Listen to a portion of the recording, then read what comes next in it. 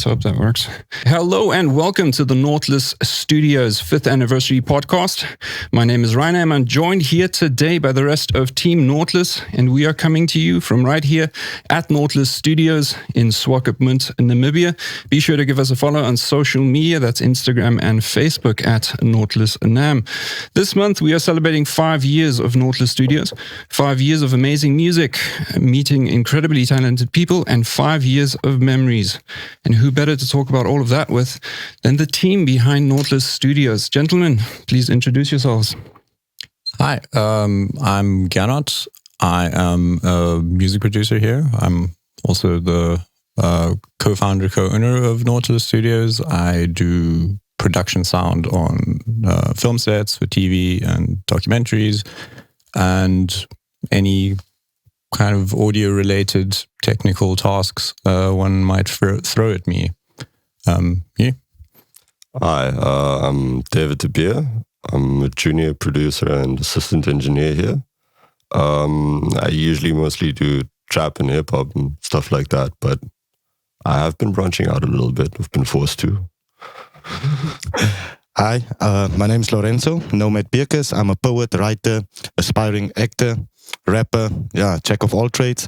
I'm the social media administrator for Nautilus Studios, and I'm an assistant cameraman and photographer as well. And I'm learning a bit of video editing from my guy over here.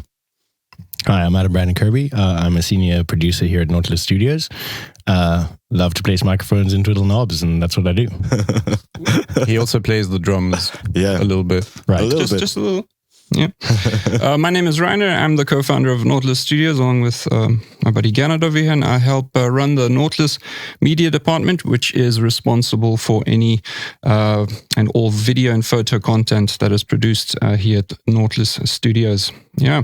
So as I said before, we are celebrating 5 years of this amazing establishment, loads of achievements, loads of great memories, and who better to get the conversation started than the co-founder and person who helped design and build this amazing studio.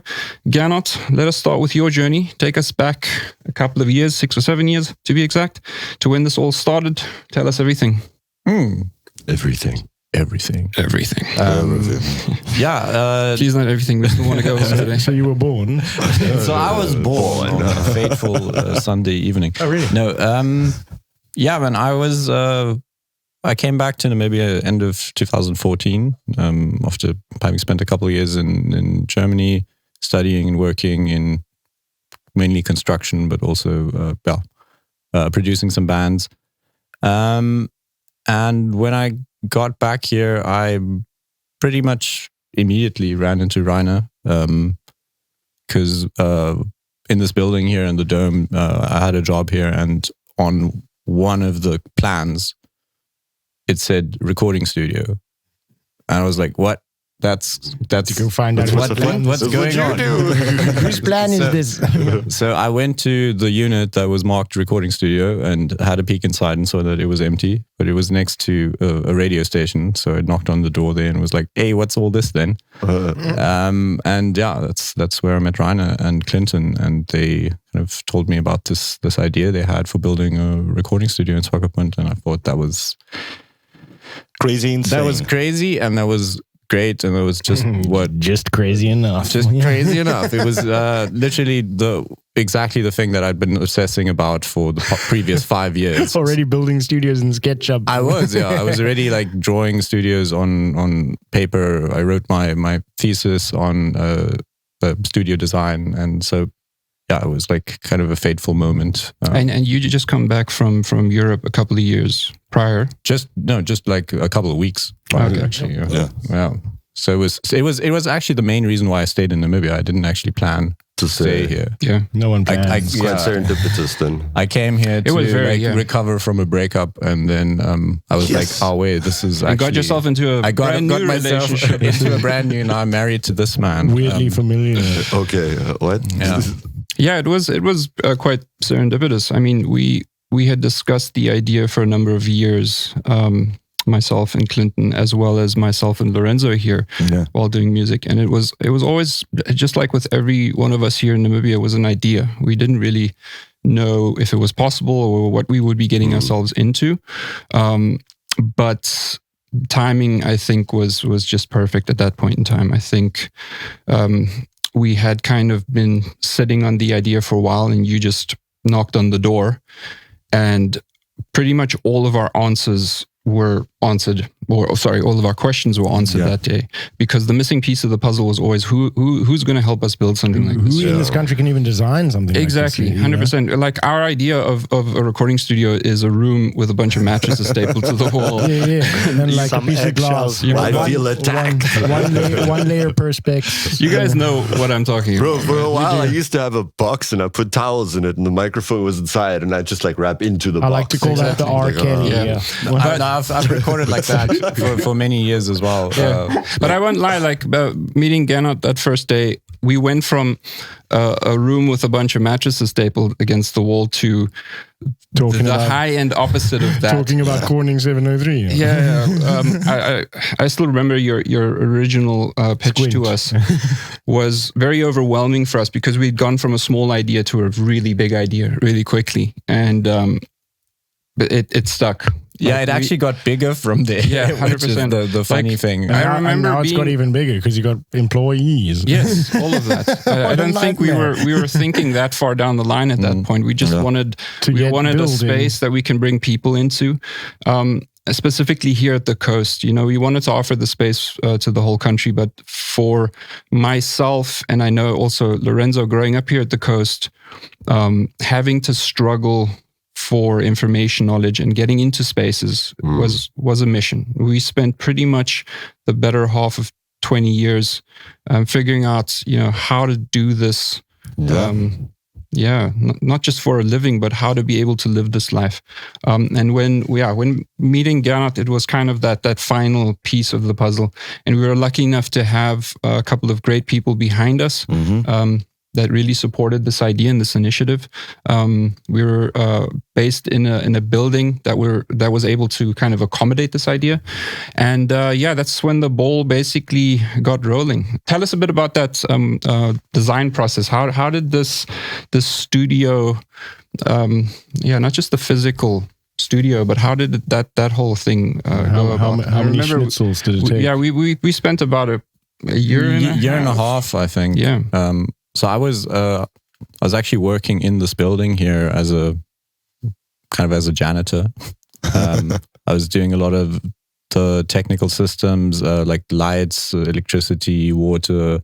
Whenever there's events, like they need special electrical stuff rigged, and I think maintenance guy sounds better. I think back then it was like if you needed something done, find Gernot. Get Gernot to do it. So I was responsible pretty much for all the technical systems in the building, and that was my day job. But after work, I would stay until like 9:30 every night and work on the studio. 9:30 because that's the time the kitchen at the restaurant closed, so I could still run down, catch something to eat. But it was a lot of first of all figuring out how to use the space. We first only had one unit, and that was the initial drawing that I did. Basically, the space where we're in right now, all of the live rooms and the control room here. We got a green light. Not only got a green light from that, but like, hey, let's take the unit next door and make the whole thing bigger. I think every reiteration of a plan you presented to us, we were like, oh no, let's make it bigger. Let's make it bigger. And at some point, we were version 7 is the one we eventually settled on. Lucky number 7. Yep. One day we'll make version 9 and go through the roof here to the gym. So it was quite a lot of iterations. So it always started on pen and paper, and then went into AutoCAD. And then from AutoCAD, we went into SketchUp to do the 3D. And then, placing instruments and drum sets and people in it to see like how the space actually works, like how the angles of where can you see things, sight lines, and then working out the acoustics of the different rooms and having a facility. For me, the most important thing was to have a facility that's flexible, so you can use it in a bunch of different ways. And I think that's worked. Like we're constantly moving things around, like working in this room, working in that room, turning a live room into a control room, doing video shoots, doing live streaming. Teaching drums while someone's mixing in there. Yeah, yes, so you can definitely work in parallel in different rooms and not bug anybody. And I think that was the most important thing. You definitely for me, achieved that. Yeah, is to be soundproof first of all, because it's quite a noisy building. And we don't want to disturb anybody, but we also don't want to be disturbed. But yeah, to create enough workstations, flexible workstations, that a bunch of people, like a team of people, can work on a big project together. And I think that's kind of the strength of the studio. And I do remember we spent a lot of time on paper trying to figure everything out. I think for the investors, we were taking a bit too long because we were trying to figure a lot out that we didn't really know what was going to happen. But at some point, the paperwork was done.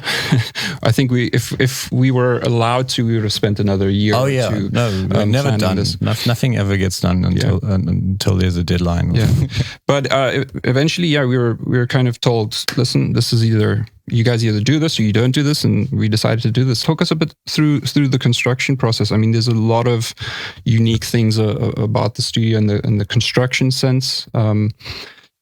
Just in the technical sense as well. It took quite a monumental effort to get all of this. Yeah, like building materials was the first thing. So like when I...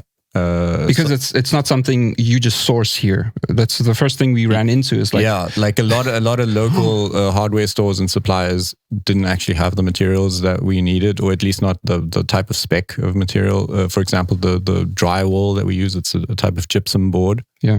But it's extra heavy. It's like 30% heavier than the regular one. To stop sound, like you need mass. So we actually ended up with like 3 times 15 millimeter of like extra heavy stuff. I think there's about 17 tons, if I remember correctly, of drywall in here on this floor. So we had to check with the engineer of the building regulations to be like, can we actually put this much weight in here?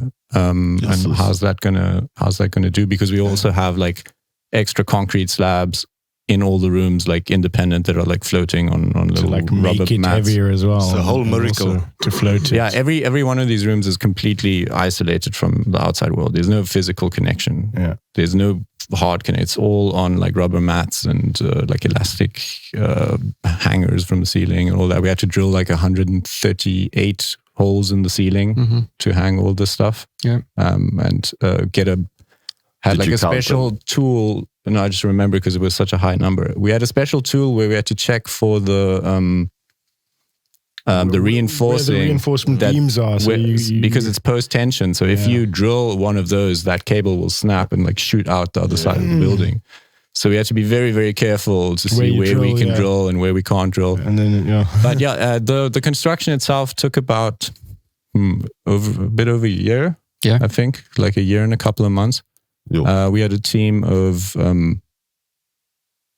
pretty much four people. So it was Nicky and Johnny. Yep. Uncle Nicky. I remember Uncle Nicky. Yeah.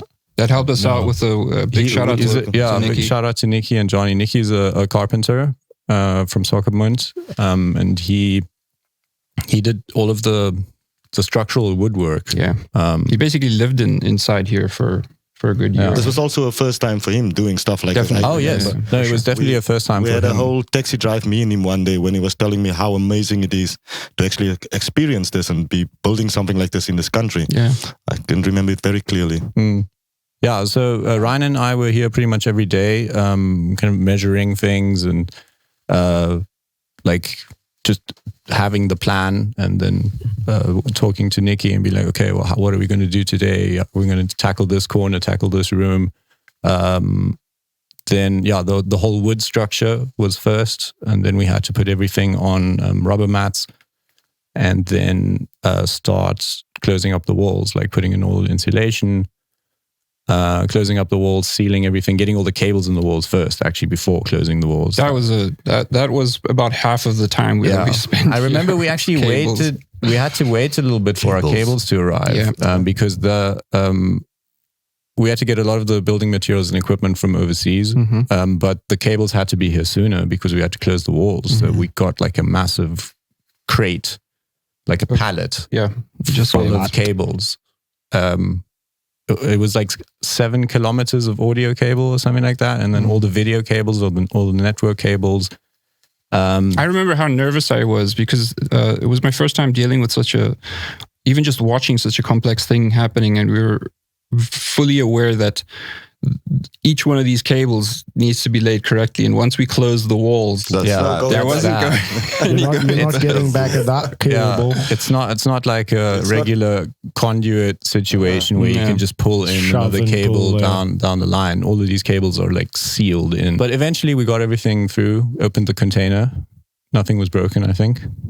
Oh no, there was something broken. I was about to say, are you correct? ATC amplifier. Yeah, one of the main monitors. Yeah, had a forklift. A forklift drove into it somewhere. So you're telling me that this monitor like had a fight with a forklift on a ship in Walvis Bay? On a ship in Rotterdam, in Hamburg, in Berlin, in Walvis Bay, it fought like 6 somewhere. forklifts. We don't know only where. one forklift. We don't know where. And just for context, right? This monitor You should see the forklift. is pretty big. Like, oh, it's massive. Yeah. it's massive. It's like a small couch, basically. It's the size of a small gear notch. When we opened the container, we were nowhere near ready to put the gear into the studio. Yeah. So he just checked everything, made sure and that put it everything back in is the garage for like 2 wanted months. to touch But it. because the speaker was so big, we didn't take it out of the box. And a couple of months down the line, when we were ready Finally, to install them, we pulled one of the speakers out and realized that it was actually damaged. And our hearts just sunk into because you couldn't see the damage on the warranty. box because I think it kind of got squeezed and then got de-squeezed. Okay. So the box had like folds in it, but Wrinkles, it had wrinkles, but it didn't have any actual like You couldn't see penetration. you couldn't see the Yeah. penetration hole. Okay. Yeah, so that created a bit of a speed bump. Yeah, but big shout out to ATC, because we wrote them in an email and they were like, "Oh wait, no, shop, we're going to send you." So they responded. replacement." They responded to the email. Nice. Very quickly. Very That's where quickly. it's at. We got like super service from them. I went to a convention in Berlin in 2015. Specifically to look for a supplier for all this because I'd been checking around Namibia, checking around South Africa, and it's quite a complex setup because, like you say, it's analog, but it's also digital, and there's a really complex patch bay that's managing like all the systems in the studio, and then with multiple workstations that all work off a central server. It got a bit complicated. There are complicated even points in the Berlin, system, I went through like 3 or 4 different suppliers before I found somebody. You really want someone that does this on a like day-to-day basis because you need questions answered as well because you're like here like designing the studio for your first time and you're like, oh no, how does this digital thing work with that? And yeah, so I had to, most of the preparation time was actually spent researching equipment and being like, okay, is this going to work with that? So we had a different concept initially with a Neve Genesis console, not a lot of outboard gear because the console kind of had everything built in. Yeah. It had its converters built in. It had like dynamics, EQ, everything built into the thing. But this was... And then your love for outboard came into play. No, actually the exchange rate screwed us over. Yeah, I remember we had this conversation on the couch one time. This was like 2016. I think the Rand Euro went from like 15 to 1 to 18 to 1 within a day. Did like a horse and said, nay. So then we had to pivot. Yeah, that's a 20% increase. It was we had to basically start from scratch with all the equipment, and then SSL just came out with the XL desk, and it seemed like a really nice fit for this. I think it's a nice fit. Solution. And SSL also. It's an SSL, and everybody loves it. The sound of SSL. Even Dre loves SSL. Yeah, Dre's all about that. Yeah, but then somewhere down the line, the business, the side of it needed to kick in. I think you and me got quite lost during the construction phase. Oh yeah, because we were just like, you can carry on head forever. in the walls, it's like sorting cables. It's like a song. I mean, these two can also relate. Like when you're producing a song, you get lost. You can never be finished, man. It's kind of like Schrodinger's cat. You're either alive or dead. But you're alive and dead. You're definitely dead. So at some point you have to kind of abandon the song and be like, "Hey, it is." Yeah, I've never finished a song in my life. Yeah. I just say, "Oh well, I give up on you. Goodbye." Well, I give up. No, that's not Are true. you happy with it? There are. I'm not. Yeah, as long as they say Shabba, we're out of here. Yeah. So we had a deadline eventually, and we're like, "Okay, we're going to open on the 12th of August." in the last couple of months of construction, we were already up and running, up in an office. An office in the building, yeah. With Günther, who had just joined us. Just because the studio wasn't entirely done yet, and we couldn't be in the space yet. Yeah. So we were taking on any other work that we could. So we did websites, we did graphic design, we did some video content, we did some streaming. Anything media related that could keep us busy. Yeah. While at the same time doing overtime research on this thing that we were about to get ourselves into. Doing all of the corporate identity and the branding for the studio itself, and coming up with a name and all that kind of stuff. So tell us a bit of the story where the name comes from. Yeah, because it is quite. We get a lot of questions about like what is a Nautilus? Like, what is a Nautilus? Yes, for sure. People don't read. First and foremost, I think the idea of the studio was not just to be a commercial entity. We wanted this to function both as a business, but also because of the environment we exist in our country, we wanted to be sure to create an educational element through Nautilus, so that whether you came here or you heard about us, the name would start that journey of you needing to figure something out. We spent a lot of time figuring out like what we were going to call this, and we had all the corny, cheesy, obvious names. I'd like to hear some. West Coast, whatever. And man. I'm actually glad that I've forgotten all of them. But we spent a couple of months trying to figure out the name until we kind of settled on Nautilus, both because it is an unheard of term here in Namibia. So, although there's a suburb in Luder, it's called Nautilus. There's a bar in Walfish Bay called it. For sure. That's also true. Yeah. There's a what? And so, first of all, we are a coastal business, so it was important for us to theme ourselves along that line, and through sourcing, like trying to figure out all these names and logos that come with the name. I think we settled on Nautilus. We had a list of 5 to 10 names, and Nautilus was one of them. On there. The main inspiration, I think we both have different inspirations when it comes to the name. For myself, growing up on like Disney movies and being very inspired by film and television, I remember having a record in my parents' record collection. It was called 20,000 Leagues Under the Sea. It's originally based on a Jules Verne novel. A book by the same name, and the story's about this crew of crazy scientists, actually like environmentalists. Yes, environmentalist scientists. Actually, environmental terrorists. Environmental terror, or the captain is, yes. but the crew is scientists, and they eventually find out that he's a bit of a captain. So this crew boards the submarine called the Nautilus, and they go on this adventure / journey under the ocean to discover what is actually down there. And we thought that theme applied very well to what we are about to do. We're going into this very unknown environment as far as entertainment and music, and especially a facility like this goes. And we wanted to go on that crazy adventure.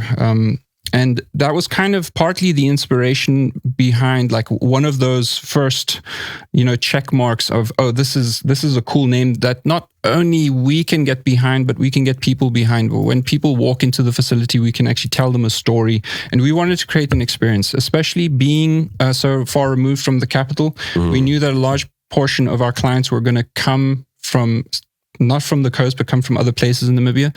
And we felt like if you make that journey, it should be worth it. It should be worth it. Exactly. You got to meet great people. You got to walk into a great environment, but also the culture, the story behind it. There needs to be something that you can, I don't want to say buy into, but you can get involved with. But you can also take home. Exactly, 100%. But there's also another reason we decided on the name that has a bit more to do with the technical side of things, especially the technical side that Gernot was so involved with designing this whole studio. The numbers. Exactly. I think you can touch on that a bit. Numbers and sacred geometry.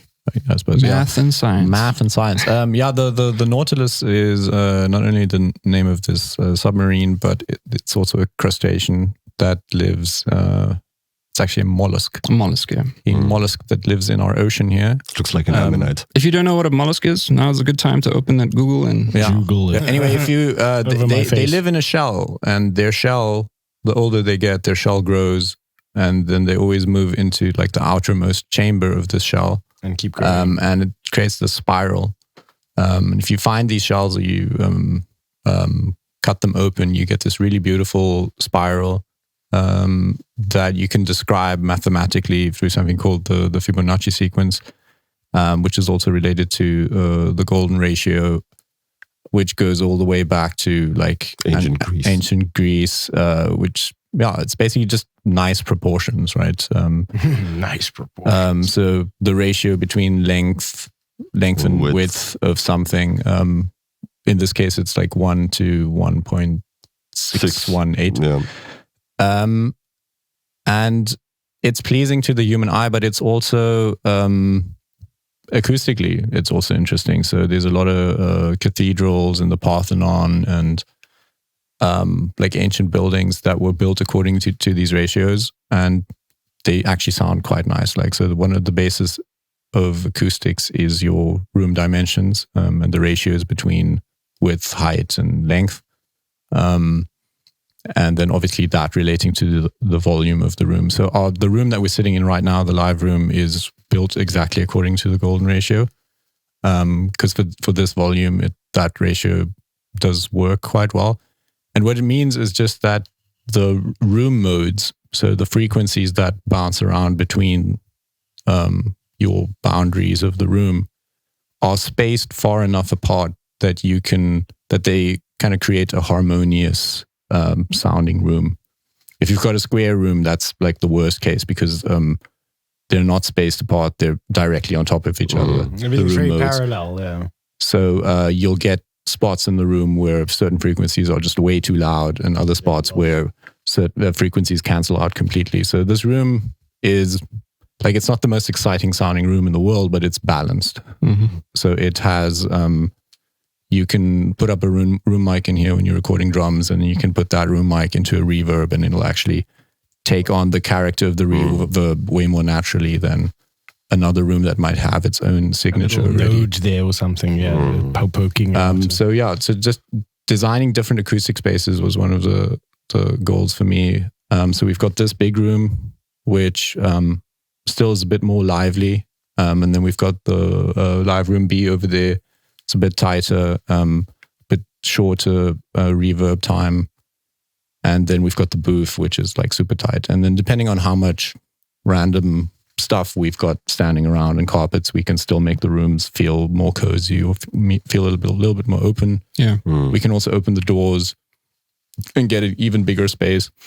And that flexibility was important for me, because when you're creating... when you're making music and you're trying to create something interesting that feels good, that flexibility really helps.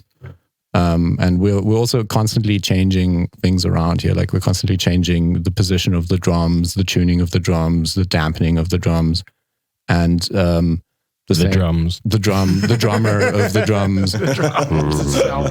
And I think that also just reflects the name again. Yeah, to stay inspired. Yeah, really, right? Because if we're having fun and we're making new discoveries, like maybe Adam can tell us the story about the time we did try to get like an 80s drum sound. Joharetha. With Joharetha Nel. We got really excited about a certain recording technique, and then she got excited about us being excited, and then that made the whole production. That whole project was just exciting. Well, we just sat on the couch late at night watching guys playing drums in their bedrooms and going, "Hey, that's a sweet 80s sound. How'd you do it then, darling?" And then he went, "Oh no, shells, cymbals. And we're like, "Okay, tomorrow we'll try it." So we sat there and played the groove. Just shells, no cymbals, and then we did our cymbals separately so that we could get the shells and stuff to sound as 80s and massive as we could. And remember, we had those ugly pink cloths. Yeah, we had these pick up one of those again. I'll show them the new. So now we got this, which is way more classy. You can put like a fancy ring like this, a dampening ring on your drums to make them sound a bit more. watch sound great, but we didn't have that. We didn't have this, so we had these like pink dishcloths from the kitchen that I stole. Straight from the kitchen. Taped them to the drums. It looked ugly as hell, but it sounded good. But go check out more evidence that the 80s were better than the 90s. Yeah, but that track was actually one of the first like really collaborative tracks that we did, where Adam, David, and I all worked really closely together with the artist, with Joharetha to make the song happen. It started with like a voice note she sent, and then Gernot figured out a guitar part, and then she didn't like that, so he figured out another guitar part. She said, "All right, and it's like, this is lacquer." And then they Adam recorded and drums. I recorded a bunch of different versions of just drums and guitars. And then they're like, "Here, David, make sense of this," and dumped it on me. Yeah, and David made a nice side salad for it. Some synthy sounds. That's what we call it. Yeah, and then it kind of just, I think it took off from there. Like when Joharetha heard the backtrack after that, she's like, "Yeah," and she also killed it, man. She still likes it. I still like it. I show people that thing, and I'm like, I produced this a little bit. Yeah, just for context, Joharetha Nel had been with the studio for about 2 years at that point. I think 2 years before I'd done those other did a whole album. Yeah. So she's a Walfish Bay based artist who had started her career a couple of years, I think, before we started the studio. And after we built the studio, she actually approached us. Did we work on a single or straight with the album? I did a single first and then a couple songs afterwards. Yeah, we did 40 dagen. Okay, and then we did a Attata. Yeah. And then we did the album. Yeah. And you also made a bunch of music videos. Yeah, definitely. And just a quick shout out to Joharetha. It was very inspirational for us, and also very rare at that time of the studio to find an artist that took her career as serious as Joharetha does. Not only starting to record music with people she had never met before, that takes a lot of trust. But also to be like, I don't just want to make music. I want to create visual content, and I want to continue to work with the people that I started to work with. So initially we had recorded a couple of singles with her and shot a couple of music videos in the early days, just as we were starting. Just trying to figure out a couple of things at the time. And then I think the following year she came to us with her album. Which Gernot ended up engineering. It was still just the two of us at that point. I just also produced, like, a couple of the songs were cover songs. A couple of the songs she already had backtracks for, but a couple of songs we really did from scratch and started like writing together. It was great. But I remember when the song Bloudruk that we were talking about now, that the team produced together, when I originally heard the song, the first thing that stood out to me was that 80s synth line with the drums. And I just like put my hand up. I was like, sci-fi music video, please. Please. Gunther, get on it. Yes. So it took a bit of convincing. Joharetha's never been a difficult person. She always trusts us with the ideas, both in the music and with the visuals. She's always come to us with like, what can you guys do for me? And that's always great to work with the client like that doesn't have too many expectations, and thus the collaborative effort, it goes 50-50. You give a bit, she gives a bit, and that way we come out to something really great. Like there's expectation, but not really a fixed idea yet. Yes, it's like it's always nice when artists it's more are organic, like, I think. Yeah, right? when they're committed to the process, when they're like, hey, we're in a room together and we're going to come up with something. Yeah. We're going to trust that that's going to become good. This happens not on the first time working with someone. Once they trust you, then 100%. you can go naturally into the fray without people being worried. Because I think often when you're in the halfway stage of a song, it can sound a bit wonky. It's just not what people expect to hear, especially when it's their first time in the studio, So with someone like Joharetha, where you've worked through this a few times, she's got a lot more understanding now, and she knows that we're going to get it there. Yeah. But this is our scratch pad, and we've kind of put it together messily. And is this what you want? Question mark. And she's like now used to that process, so it's become a lot easier. And she's a really nice person to work with. And that really helps. And that's always the most standout productions happen like that, where an artist or a band or whoever they are, they don't just come here once and expect the Billboard Hot 100 hit. You know, it is a process. Creating music, creating visuals for music, it doesn't just happen by meeting somebody first time and then you have something great. And I say it's like learning an instrument. 100%. Like the day one, you're not going to play like John Bonham, but if you like commit and try a few times, you're going to get better. And it's a relationship first time you step in that studio, the first time you step in here, you're not going to make your hit song because this is your first practice. That's not how it works. This is the first time you're trying this, man. You have no idea how to record. You know, I had no idea. I recorded myself the first time I almost died. I realized I had no talent. You know what I'm saying? Like, but then you carry on doing it, and that's when you start making stuff that you start to love. 100%. Like I said, when I heard the song the first time, that 80s sci-fi vibe stood out to me. And we wanted to make something special, you know, in music, especially here locally, budgets are always limited. So the excuse to making something simple is very quick to go towards, you know, and since we'd worked with her on a couple of projects before, we knew we could really just up the expectation of what we expected from ourselves and what we could expect from her, and what we could push her to actually do. One of the ideas that came up between myself and Günther was this idea of this woman who has a virtual room, and she can go into this room and she can kind of plug herself into any reality, any world that she chooses to.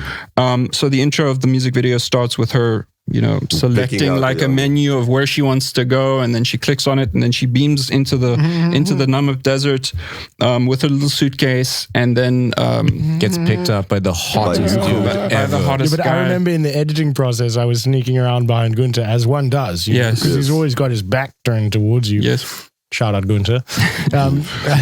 Originally, I don't know what it was called in the end, but originally it was Hunk 9000. Yes, Hunk 9000. I dug that. I wish it never changed, but here we are. I don't know what it was called in the end. The production process was also really cool because, you know, we relied on Joharetha a lot to arrange the car, the extra, the location we scouted beforehand, but we gave ourselves half a day in the desert, running around like madmen to kind of pull off this vision. And myself and Lorenzo were on that shoot, and it was probably one of the most straightforward shoots we'd ever been on. We got to Walfish Bay and they were already waiting for us at the mall. 100%. That's just the way you want everything just a production to go. The client is ready when you get there. Everybody's on their best, you know. We pressed record, and 4 hours later we got back with all the footage, really nice, and a week later we had a really great music video. And then if you're watching this, be sure to go check out. We'll have the link in our description, but be sure to check out the video and listen to the song. Support the artist. Great song. Artists. Yeah, and big shout out to Günther, our video editor at the time, for pulling off all the VFX and just making the video really pop. I think without him, that would have not worked at all. We would have had a very bland. I think that's shout also out to Sony as well, because we just got the FX3. Yeah, I think that was the first video we shot with the FX3. With the FX3, right? That was also why that project was so exciting. There's a new camera, new camera, new light. Everything. It was really good. And that might be a good segue talking about Günther to one of the other videos that we tried some new stuff on, and that ended up being quite a milestone, which was the Alibi music video. Yes, you want to talk about that a little bit? Yeah. Also, big shout out to Space and ESB from Walfish Bay. They had recorded the track by themselves in their home studio in Walfish Bay, and I remember they approached us because they needed some mastering done on it. And when we heard the song, it was one of those rare occasions when an artist that we weren't very aware of, they just came out of left field with this like banger. Straight up banger, man. Spectacular music and a spectacular amount of like just talent in such young people. Very and like their music is just so positive. That's the thing. 100%. It's like it's just wholesome upliftment. Heard the song and we knew that visually we would have really liked to do something about it. You know, it really challenged our perception of what especially coastal music could be and sound like. It definitely sounded like on an international standard. Yeah, it sounded like a summer holiday. 100%, yeah. We spent a couple of weeks going back and forth on a concept. We knew we wanted to have fun. The song was fun. It kind of screamed summer, you know, beach vibes. But then we ran into the first challenge, which was Swakopmund doesn't always have sunny weather. And you can plan as much as you want for sunshine. Swakop doesn't play that Swakop game, doesn't right? care. Yeah. So we ended up settling on a concept that was half green screen based, and half shot in and around locations in Swakopmund. So there were two, you know, very important aspects to this. Number one was getting a space where we could pull off a green screen shoot. And secondly was getting permission to get into some very public areas in Swakopmund and drive around with an unlicensed vehicle. Yeah, with an unlicensed like golf cart, basically. And the municipality of Swakopmund hooked us up big there with permits, and we spent a couple of weeks going back and forth there. And eventually got permission for all of it. They were really helpful in that regard. We ended up shooting at the Strand Hotel. We ended up shooting at we were shooting at the beach. Fork and Nice. At Fork and Nice. And then obviously we had to do the green screen shoot, which, that was also a big team. It was all of us plus... corporate event care. We did it in their warehouse. Big shout out to Alex for letting us utilize the space. And that was also like half a day shoot of us just troubleshooting. We were just trying to figure things Getting out. The light writing. Exactly. Green screen. Especially for the green screen thing. It's quite a tough one. That working out all the wrinkles and shadows. There was so much stuff that challenged us on the day, but even more stuff that challenged us in post-production. I remember when we got into the edit with mainly the green screen stuff, there were a lot of imperfections. So obviously Günther had to start rotoscoping scene after scene. And our post-production timeline turned from like 2 weeks to a month.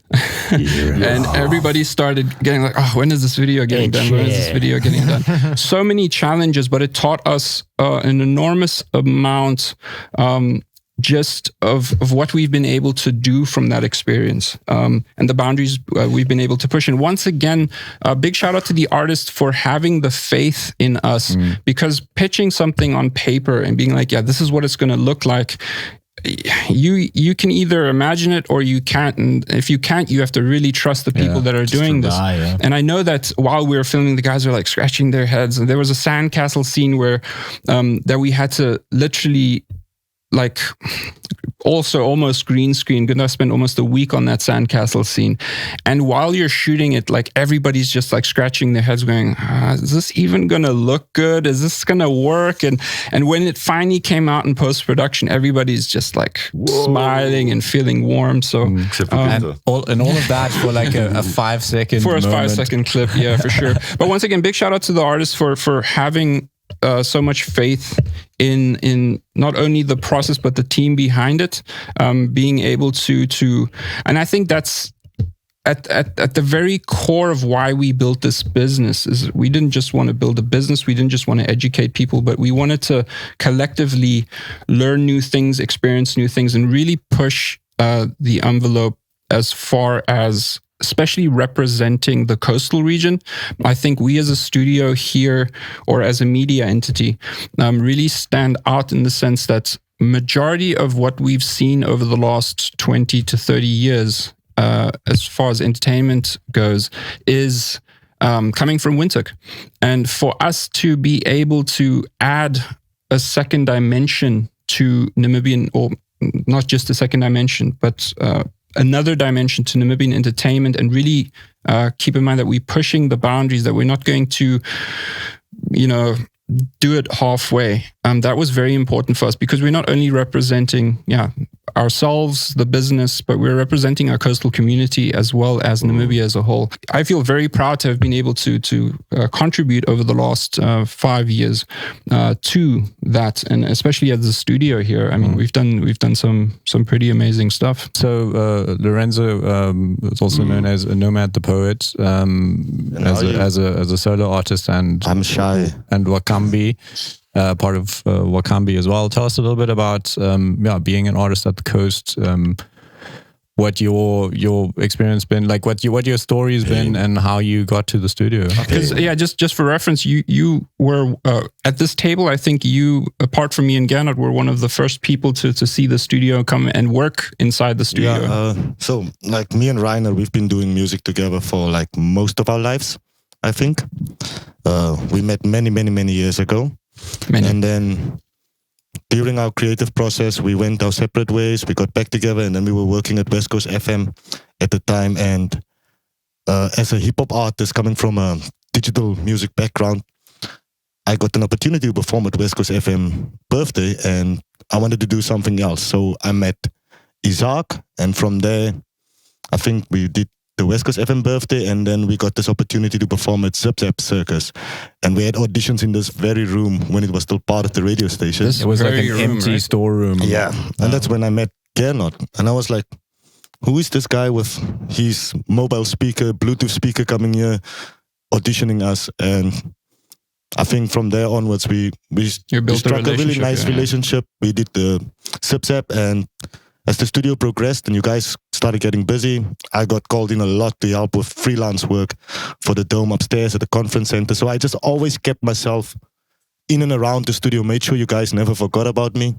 And then Wakambi got the amazing opportunity to record our EP. I think it was one of the first productions done in the studio.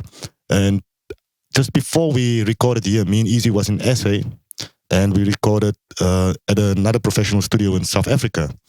So for us to actually experience a proper world-class studio outside of the country and then come back to the country and then experience something similar, even in a more grander scale, because the studio we recorded it in South Africa was nice, but it wasn't Nautilus. I think that was what added that extra pride in the EP. I think the people who have heard the EP, they know what I'm talking about. It's Namibian music. We're talking about Namibian topics, Namibian concepts. If you're not from this country, you would not necessarily relate to it. But even if you just speak a bit of Afrikaans, you can still feel what it is about. And I think as an artist coming from Walvish Bay, where we spent so many years trying to figure out not just the music thing, but the business side of it, like we had no one we could talk to. People would look at us weird when we asked them questions. We didn't have YouTube back in the day. I think limited YouTube. Yeah, like really limited. And then at some stage, stuff started changing. And I think the studio in itself, the way it allowed for not just local Walvish Bay and Swakop and Enchies Bay artists to start looking for an identity, but for the Windhoek people to actually look at the coast and be like, whoa, there's something happening there. Because when you think about it, Walvish Bay specifically has always added to the Namibian music industry. There's a lot of history there. There's a lot of acts that come from Walvish Bay that went to Windhoek and established themselves in Windhoek rather. And it's nice to see now they don't have to go anymore. They can actually establish themselves here. And I hope in due time we can really grow this thing and a lot more. We've seen a lot of Windhoekers actually do the reverse and move here. I mean, we've got one sitting right here that... Where? Yeah. Why did you come here? Why did you leave? What are you doing here? I was sitting in my bedroom making my own little music in my little bedroom, you know, and then I made friends with Gernot because he like had the studio and we both dig audio to the max, right? And I was like a system tech before COVID, and I was mixing in the stadiums and chilling with DB Audio a lot. And so me and Gernot bumped into each other here. Just what you spoke about, you had to de-rig all the stuff and I had to rig our own stuff and then de-rig it and you re-rigged it. So it was like, and that's when we met at the console there downstairs with my mentor back then, and that was our first introduction. And then 2 years later I came up here to look at what you'd built, because then you were still planning or maybe in the construction process at that point. I came through and I looked at it and I was like, whoa, this is nice. And a couple of years later, we ended up working on you invited me for the All Ears. Yeah. For All Ears, yeah. And that was when we first worked together, actually. For All Ears, And we had a wonderful time. And then a couple of months later, we were strong friends at this point. My longtime girlfriend broke up with me and I had nowhere to live because I lived with her. And I was very panicked and very worried because it was just post-COVID. I didn't have any funds to my name at the time. And Gernot was like, don't panic, but come crash at my house. And so I did for a couple of months and obviously just followed him to work every day until, just like Lorenzo said, he let me stay. And so then I stayed and we are here now. Yeah. and it was probably one of the coolest things that's ever happened. My life's been like that. I kind of just go wherever I go and then things happen. And it's super exciting, and I think we've made some cool stuff together, all of us, and it's very exciting, and I can't wait to see where it grows to.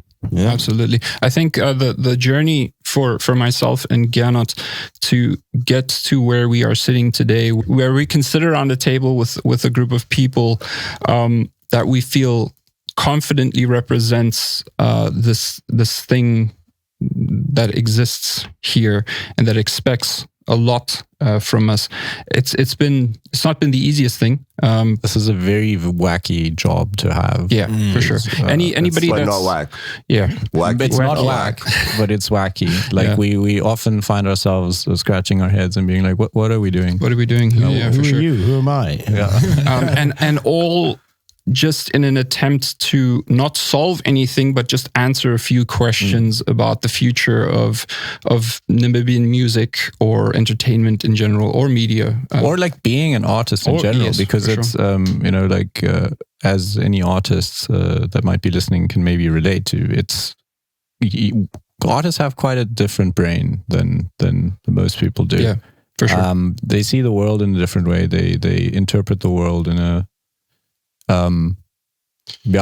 closer to the heart, and less with the mind. And I think that's why people that are not artists appreciate art so much, because it reminds them that, like, hey, there's a heart there. But this is where this thing is actually what this is about, you know, because we as artists don't have the support and the platform that all of these other disciplines have. Obviously, doctors are important because we want to stay alive, right? And obviously, the food supplies are very important because we want to eat. But tradition, where's the food for the soul? The food for the soul. We make the food for the soul. Tradition, music, patriotism is a huge facet, and that's where I believe we're kind of struggling.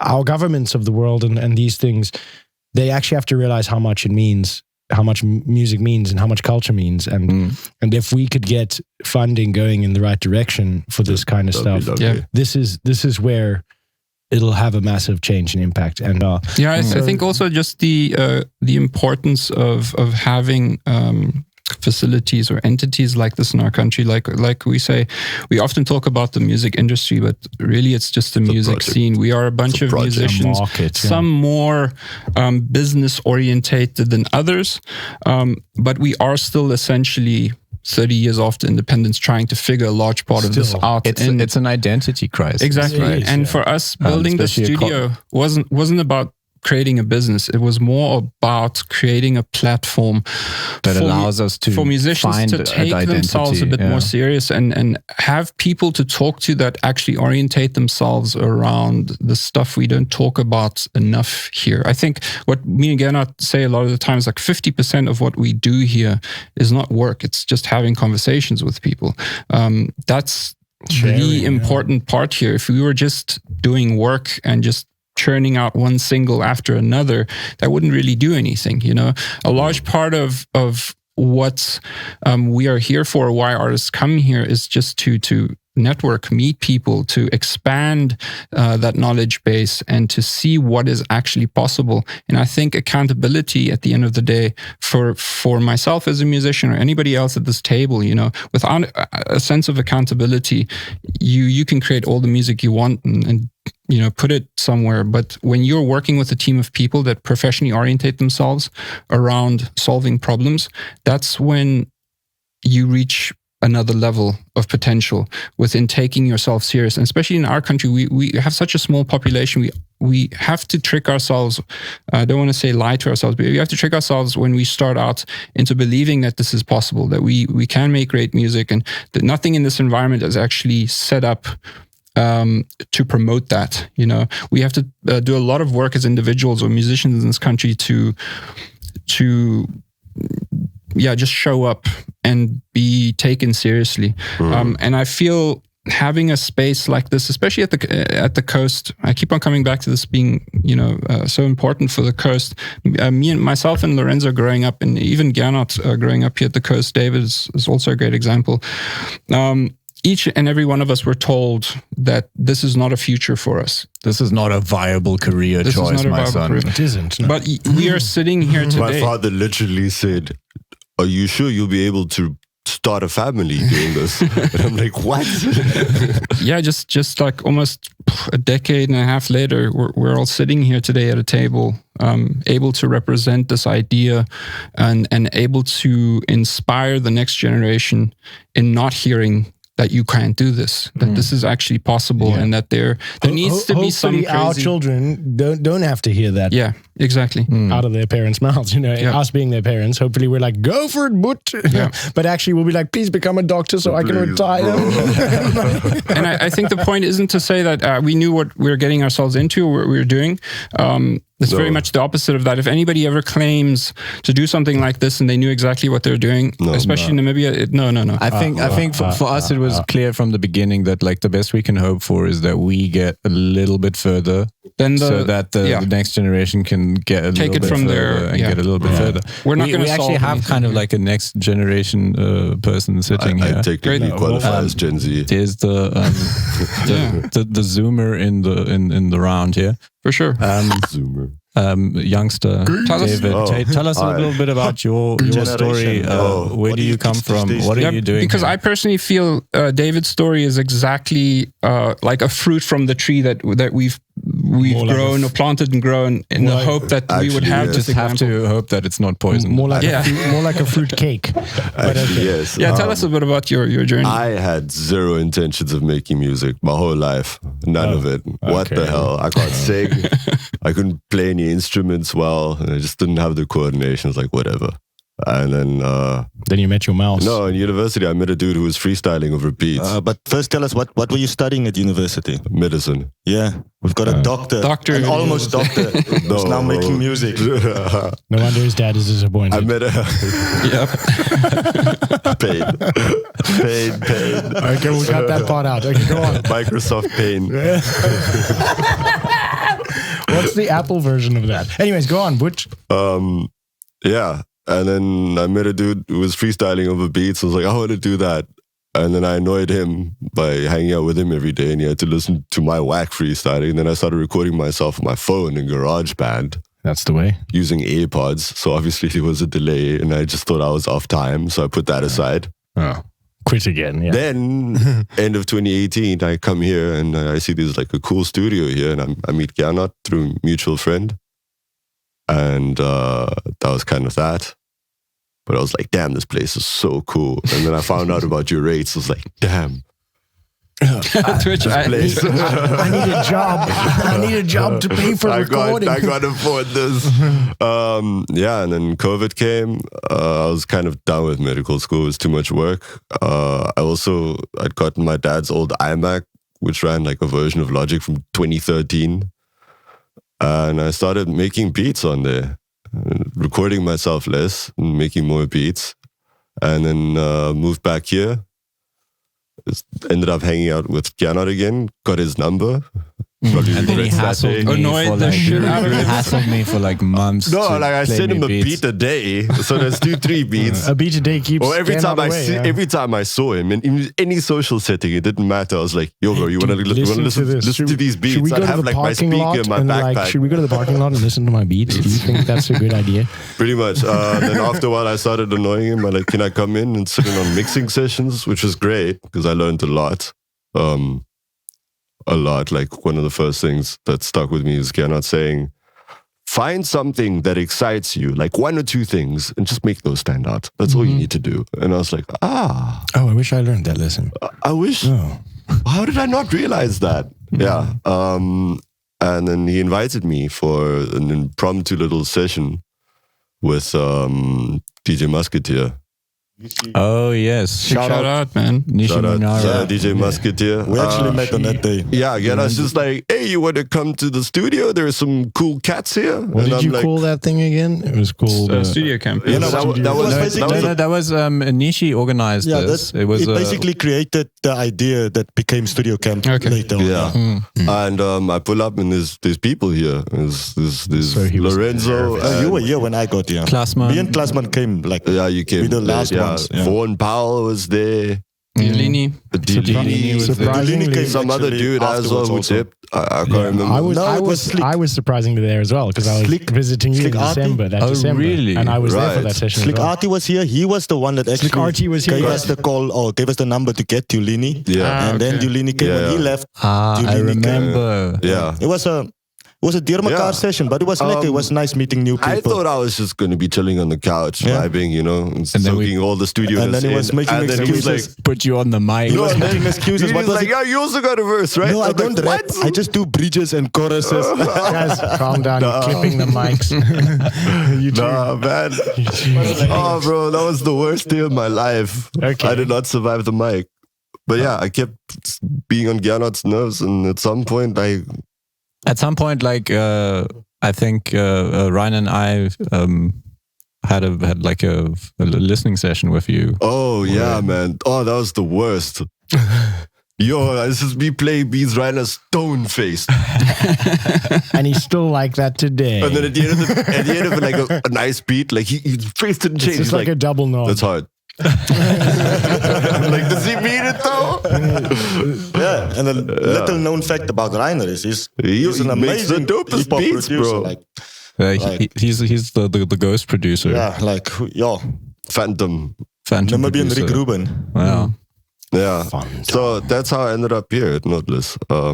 I think a lot of the people that end up here are the ones that just keep coming. Yeah. First of all, they annoy us. They're the most persistent ones. They're the most persistent ones, exactly. But also they're the people that can sit in a room with other people and just vibe. I think one of the things I've observed over the 20 plus years of producing music in this country is that you can't put too many people in Namibia in a room together and hope for anything good to happen. That's always been the idea. We all so competitive especially within hip hop, that it's impossible to find someone that you can get along with or not bring your ego into the situation, anything like that. And I think that's down to us just having such a small population and an even smaller scene of artists. Like, it makes it really tough. Yeah, and David was a great example for us in especially a young generation that was brought up in that genre, very competitive genre, but that was able to come into a commercial space, put all of that aside for the sake of picking up a couple of skills and learning something and being part of something bigger that wasn't just his own thing.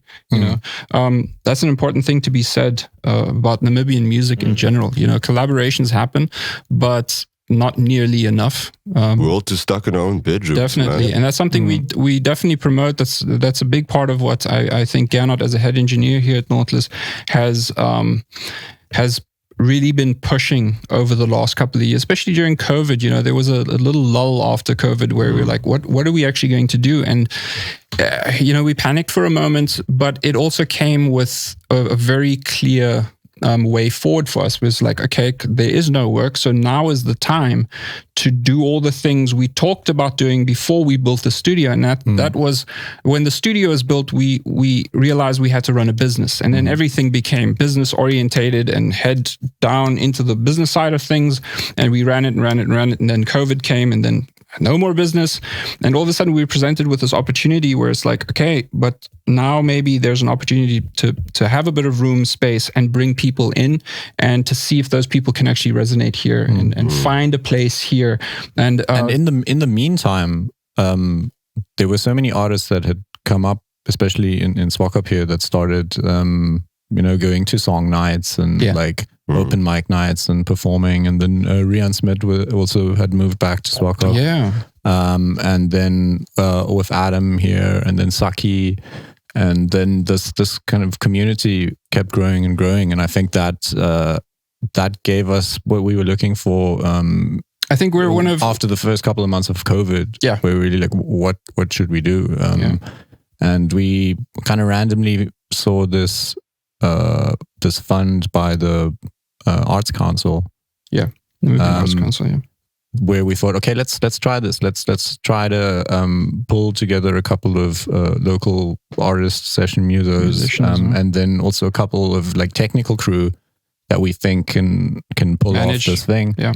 And we came up with this concept of All Ears, which was actually an iteration of something we had been talking about for a while, for many years. Like there's a kind of like music series, something like that. So we decided, okay, let's make a pilot, like a stripped down version of this, and just live stream from the studio for a week. Get like 20 people in, throw them all in the room, see what happens.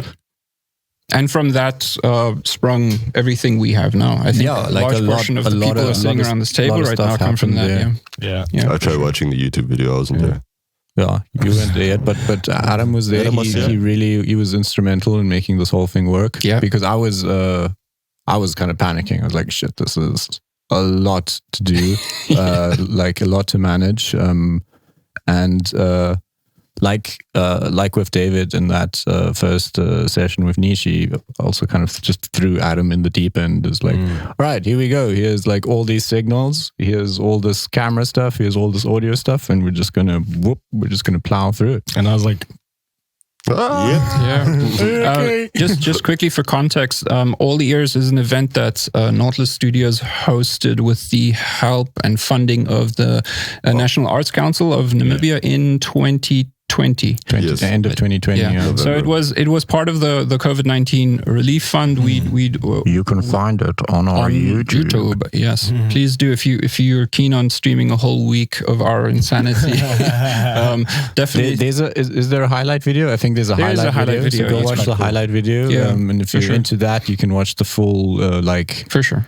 How many hours? Like 7 times 8 hours or something like that. It's a lot, yeah. But the idea essentially was... It has chapters as well, so you can... So the idea was essentially, because the studio after COVID, there was a big question mark on where's the work going to come from, and a whole lot of other questions aside from that. Because no one had money. Yeah, nobody had money. And we were lucky. If you don't have money, the last thing you're going to spend the no money on is music. I think we were lucky enough to have the opportunity to get the funding from the National Arts Council. And the idea was we wanted to book the studio out for an entire week. We wanted to hire... We not just got session musicians. We wanted to hire and pay session musicians. Everybody that was part of All Ears got paid something. Yeah. The idea for that was we've got this space. It's not being utilized at the moment because of COVID and all the restrictions.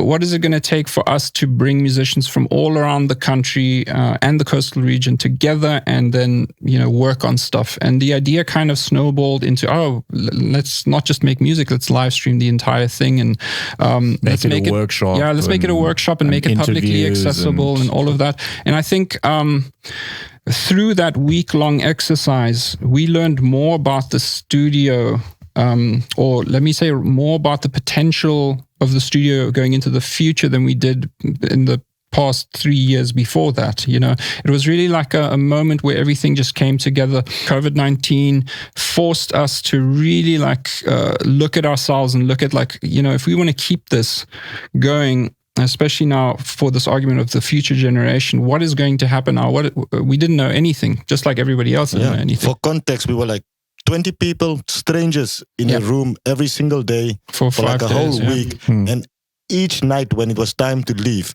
people were still in a good mood. It was the most amazing experience ever. It was really nice. Yeah, and we were tired. We were tired. Yeah, but we were crazy tired. No one was mad or angry or like fed up or anything like that. We were all just tired. We were like, okay, go get some rest tomorrow. It's that good time. We're doing it again. Felt like you did something because we came in the morning. I was angry. Came in the morning and basically just started like, okay, does somebody have an idea for a song? Yeah. And then an idea would come and we would just sing it, Jam and it out, rehearse yeah. it, and like write it, and later record pretty a much bit of it, write the song in like 2 hours, and then start rehearsing it in the room, and then start recording it for 3 days. So 3 days, 3 songs from scratch. Yeah, I think it was a huge came together really organically. Have the songs been released actually? They have not. So the songs are in the stream. You can see them there. But we have some plans for those songs. We've got like mix files for them.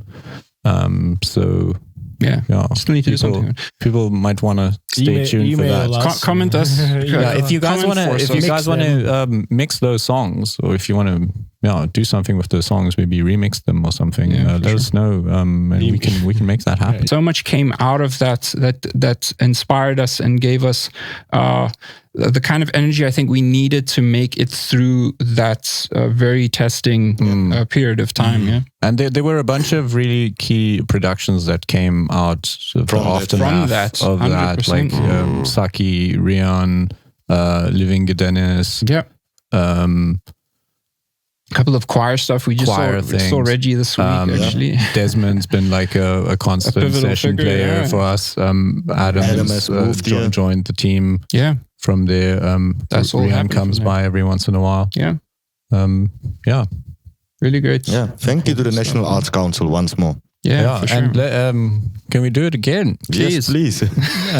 Really, I want to be a part of it. I also want to talk about Nautilus. Because with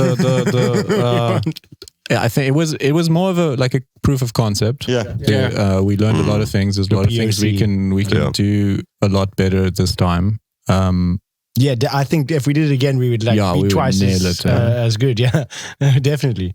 Yeah. What other standout memories do we have? That time Adam walked into the door to control. I thought we weren't going to talk about. We've been waiting for that. Shout out to Hilaria for cleaning these windows so well. Perfectly. That just proves how clean that glass was. That glass was so clean that Adam walked straight into the thing. Not to rub salt in the wounds, but he was looking at me when he walked into the wall. But it's happened to me as well. I was about to say it. Like, is there a single person at this table that hasn't walked into one of our doors yet? You guys haven't.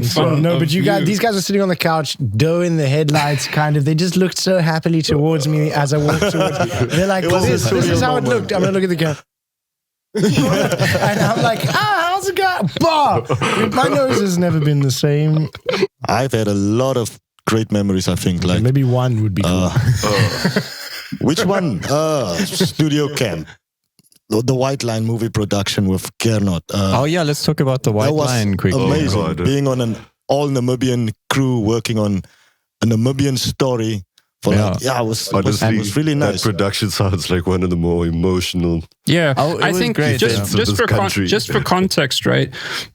We had just opened the studio and we're just busy running this business. I think half a year. A little over 6 months, half a year to a year. Green as they come. And the idea for the studio, best case scenario, is that we are recording an artist every day and we're, doing film work every day and all of this before we actually got into running the studio. And one of the first jobs, one of the first clients we got was the White Line, which was both, once again, proof of concept for us that, this has potential to exist here. But at the same time, I remember the both of us being absolutely terrified at the scope and scale of this coming through.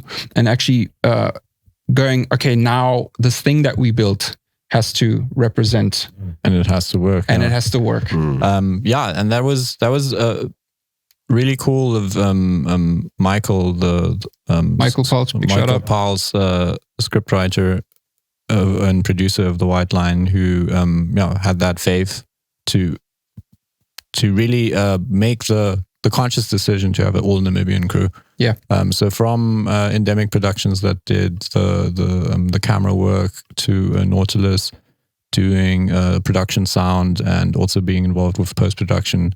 Scoring. Ponty Dikua scoring and doing an amazing job. Desiree as a upcoming director, and then Gurley is in one of her like really standout roles. I think that's what propelled her onto a world stage, and she's like I can still remember that one night, big deal in the now. middle of nowhere, and she has to cry on the scene, and she's crying so convincingly that no one knows if we should continue shooting or if we should leave. Half the crew is like everyone is in tears as well. Yeah, it's amazing. It was a great experience, and it was a really tight schedule. So we had 2 weeks to shoot like a 90-page script, a week in Karabib and Uzakos, and then a week in Okahanya.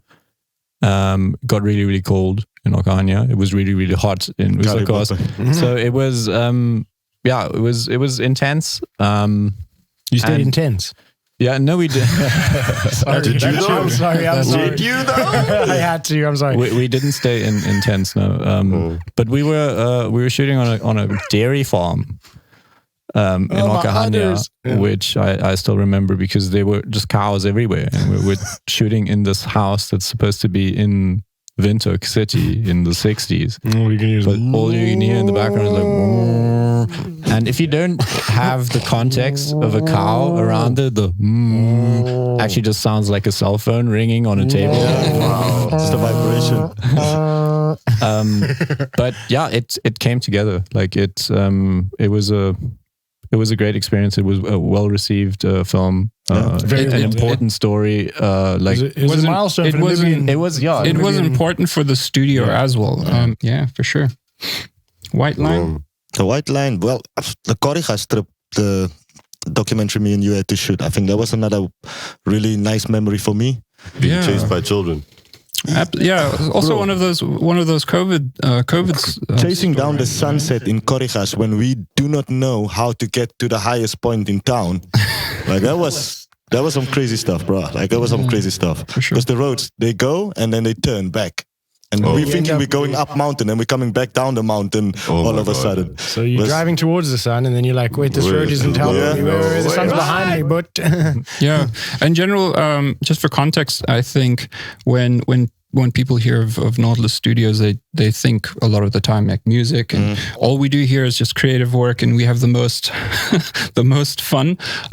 That might be like 50%. I'm actually exaggerating, like 15% of it. But the rest of what we do is actually mixed work. I mean, we aside from offering services to the creative industry, we do a lot of corporate work. We do a lot of film work. That I think is a lesser known thing about Nautilus Studios. That's majority of what actually brings in the money.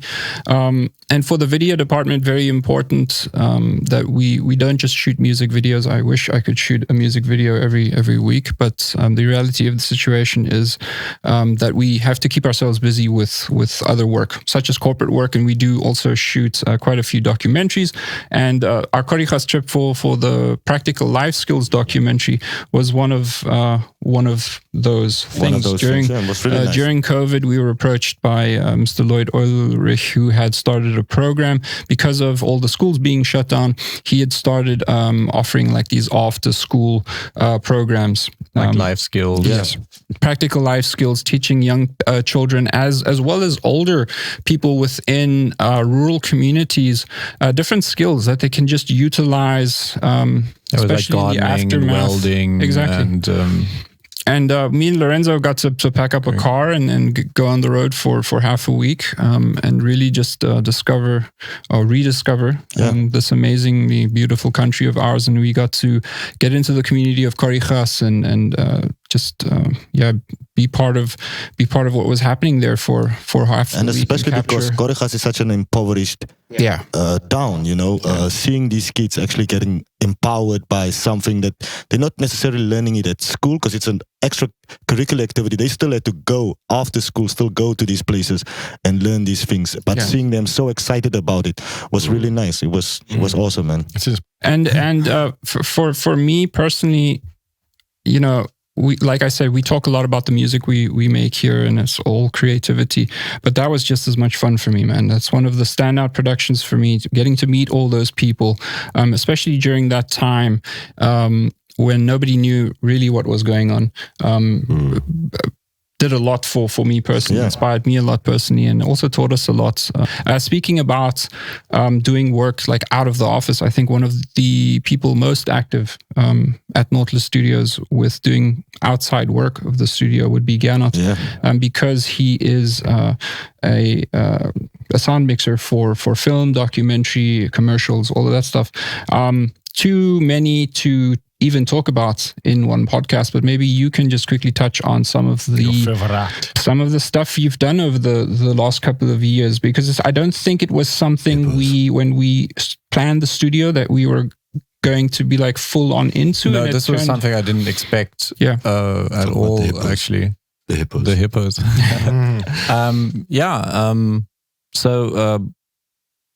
Nautilus was started as a music studio, but we realized very early on in the planning that music alone isn't going to cut it as a business. So thank God we built an audio facility, and not just a music studio. So doing, especially also catering to the professional film and TV industry for post-production and for video work was important, but also for audio work. So we've got we invested in a sound kit, which we've got like on the table right here, using part of that. And it was something I was very unfamiliar with. Obviously, I learned the theoretical basics of ENG and production sound at college, but then actually going out into the field and doing it, I really enjoyed it. Like I found this like new love for a it's a completely different job actually than producing music in the studio. Like especially working on film sets, it's very hierarchical. It's almost like being in the military, which is a nice change from the studio, because like on a film set, I can like be in my position, just try to not step on anybody else's toes, just make sure that I do my job well. And that I'm just a lacquer guy with the crew. So I've been fortunate enough to experience a couple of really, almost like life-changing productions, because these productions do get quite crazy sometimes. A couple of weeks out in the bush with like 60 strangers from all over the world will do that. Yeah, pretty much transform you. It is. Yeah, it's organized chaos. But there's so many variables that are constantly changing because of something. So you have to adapt very, very quickly. But yeah, some of the standout productions there were last year. There was a German movie in Namibia called Place Under the Sun. A Place Under the Sun. I think it's been renamed now to Der vermessene Mensch. I don't know what the missing person, measured human. The measured human. Okay. It's about kind of early colonial days, like the Herero genocide, and about kind of our country's history. And it's a German director, and he wrote the script as well, and it's kind of like dealing with that part of German history, or like German Namibian shared history. It's quite raw. It's very raw. It was quite intense on set as well. How big was the local crew, would you say? So total crew, I think we were about between 100 and 180 people on set every day. Yeah, so that's a big production. For Namibian standards, it's a big production. I'd say maybe it was like a third of those were from Germany, a third from SA, and a third from Namibia. So I was in the sound team alongside two other German sound mixers, Stefan Soltau, who I learned a lot from. And I think that's my favorite part about these. That you get to learn every production, especially the international productions, the bigger ones. There's usually like a sound supervisor from overseas. Like I remember now, Stefan Soltau from this one. There was another production I did up in the north where there was a guy from the UK called Pete Lee. I worked with him for 4 weeks, and also like tremendous mentor to me. We also got to work very closely with the editor of the movie. Oh yes, which was also a plus. So yeah, just having those guys that, you know, like Pete Lee, for example, he does a lot of the Bear Grylls stuff, and he's like the ultimate survivor stuff. So he'll be out in the jungle with like 20 wireless mics he needs to manage, that with people like diving into lakes and stuff, and still managing all of that sound, and like climbing up trees with your boom pole and I learned a lot of nifty little tricks from him, and just how to manage these crazy situations. So yeah, what I think as a result, Gernot is also has the strongest upper arm strength of the groups, because he stood around. I don't know, like this guy gyms. Boom poles. I actually don't. But yeah, being on sets is great. Like I've made a lot of really really good friends on film sets and TV sets. TV productions are a bit less stressful because it's very situational. So you're just running behind a camera person, and like whatever they point at, you just kind of get it. But on film sets, it becomes challenging. It's very engineering. It's very like you problem solving all the time. I love doing that kind of stuff. But there's less of that like emotional labor that we have as music producers a lot of the times, and maybe that can bring us back to like what does it mean to be a music producer? Because that's one of those questions that constantly it never gets answered, right? Like, how do you engage with an artist in a way that they're comfortable, that you're comfortable, and that you're both working on the same idea and kind of going in the same direction and creating something that you're both excited about? That involves a lot of, I guess, psychological experimentation. We say that a lot here at the studio. I'd like to kind of ask David and Adam, like what's been your experience on when you work with a new artist that you don't know, like how do you... And specifically in regards to like all of us at one point, all of us sitting at this table at one point were bedroom producers. You know, we consider ourselves, that's how we all started, is a bit of that bedroom production. How has that experience been? I know it's been a certain something for me and Gernot, but coming from where you guys came from to now, being part of the studio and working in here, positives, negatives, experience, general. You want to go first? Yeah. You want to go for it? I'll follow you up. Oh, okay. Anyway, so... there's the first hurdle already. Somebody always has to have the first word or the last word. Just break the ice is the first thing, I suppose. The most, in my opinion, the most important thing is being cool. Being lacquer. Having a vibe, man. Because if you're lacquer and cool and you can crack a joke and you can be fun and happy, then that client is going to start to ease their feelings. Because, I mean, they're coming here, they're paying quite a bit of money per hour, and now they're going, because they've got to like get this done now.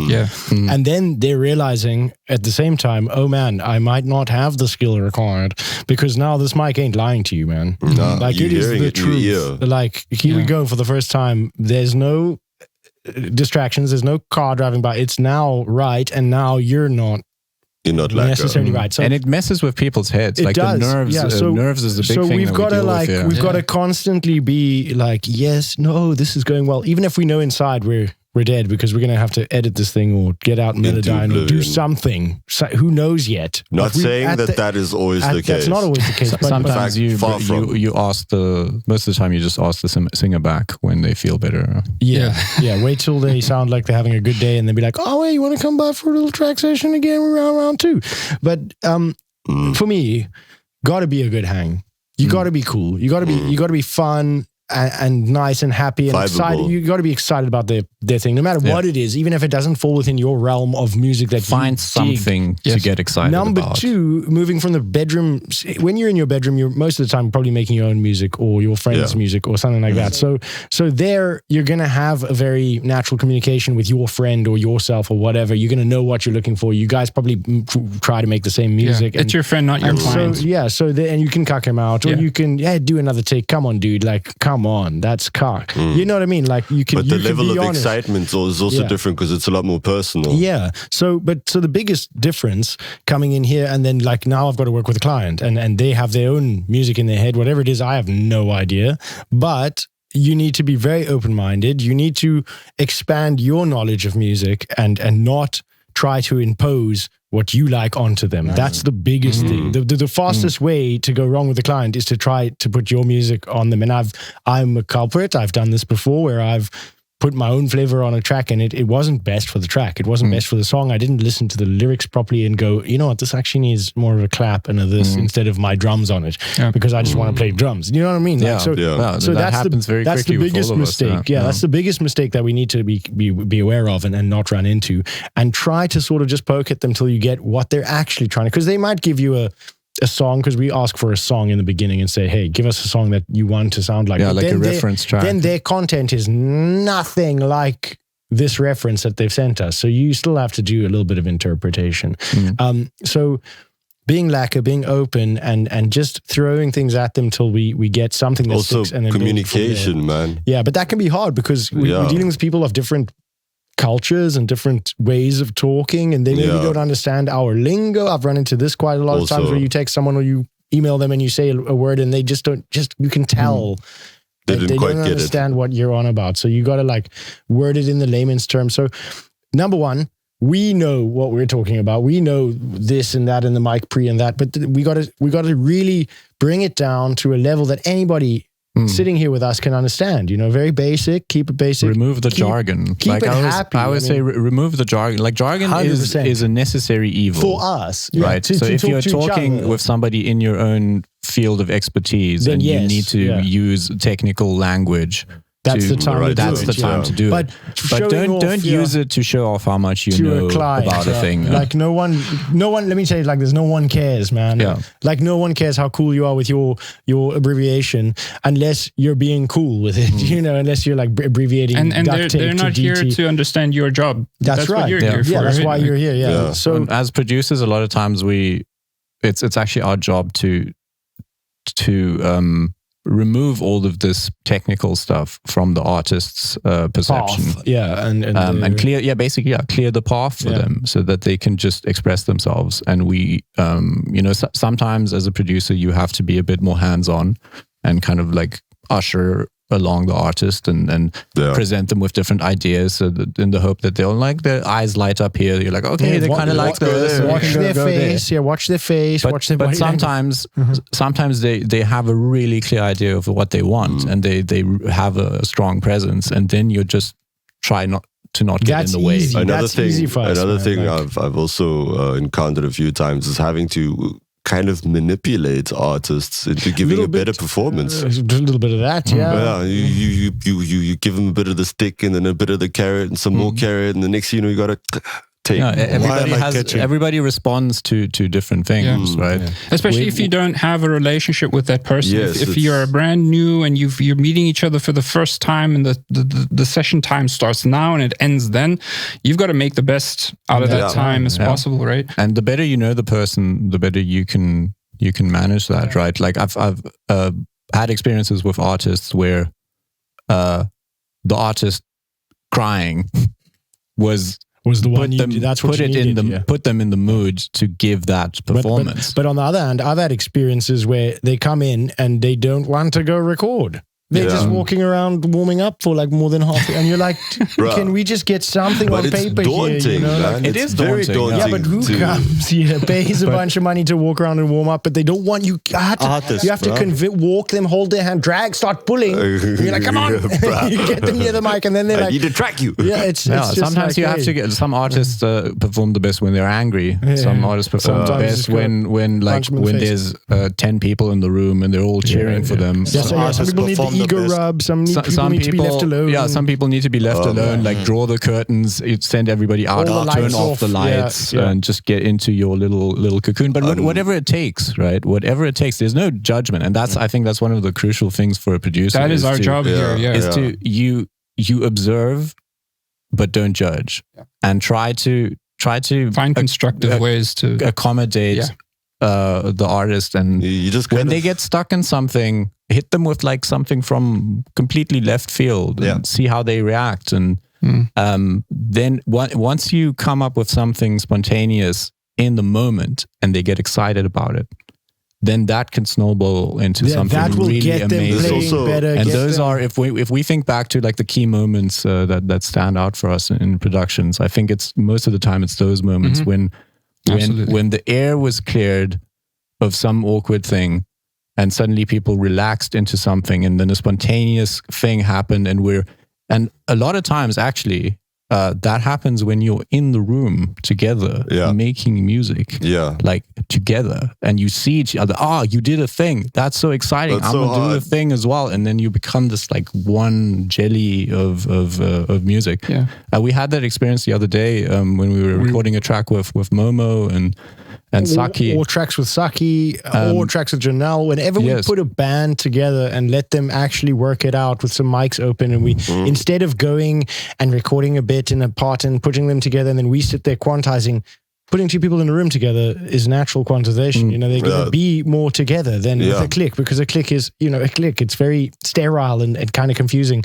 But a drum beat is a drum beat, and that has like a rhythm to it, and then you can suddenly play bass better to that than to the click or whatever.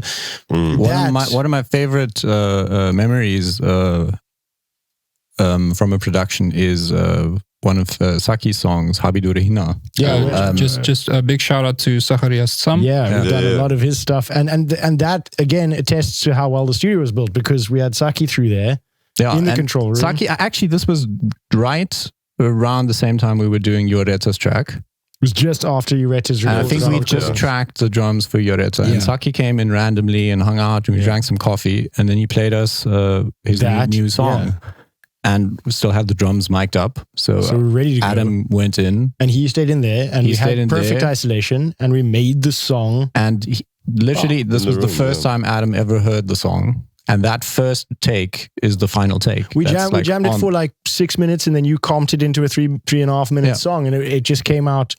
There's so much natural, like, peaks and falls in the song, and the drum beat goes from this to the like heavy thing, and we just kind of went up and down. A bit shorter. We just comped it into a song, and it came out. It's one of my favorite things that we've ever made here. Like, it really is. It's got so much character and soul, and it's really bluesy. And it's like, really good stuff, man. That's the stuff, man. Like, for me, and none of it was planned. That's the amazing thing. It just happened spontaneously. Lorenzo and I actually had a similar situation with the Los Enchies thing.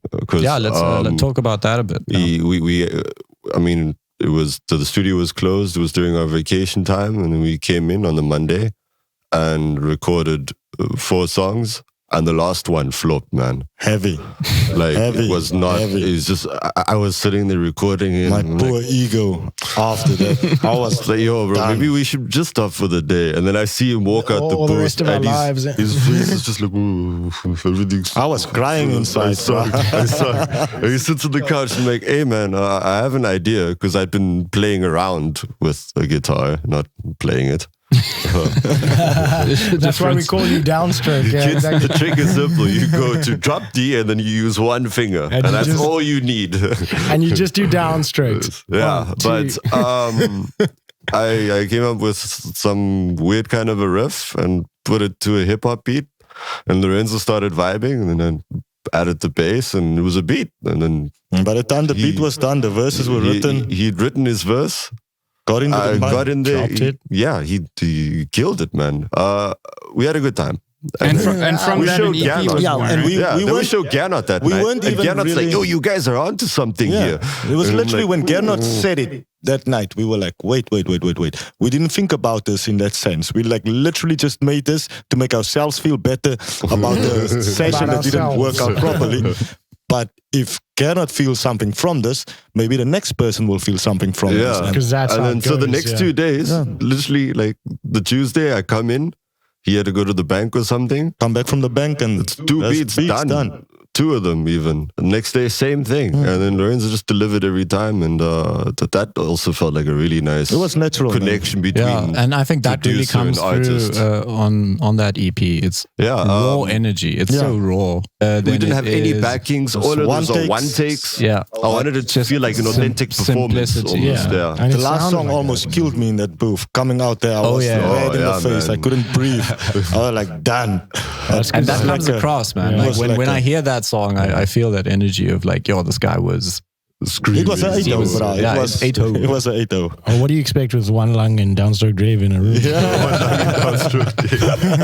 What are you gonna make? That was lekker, man. Oh man, that was good stuff. But what I also really enjoy is the more collaborative producing, which is where, for example, if Adam and I have to now handle a client at the same time, you just gotta pick up where this dude left off. Yeah, but there's also something about expectation. Yeah. When I have to give Gernot something from my door, then you'll find me cleaning it up and actually doing my job right. You know what I'm saying? I didn't do that at the beginning. And Adam was on my case. He's like, what is this? Why isn't it the same length as my clip?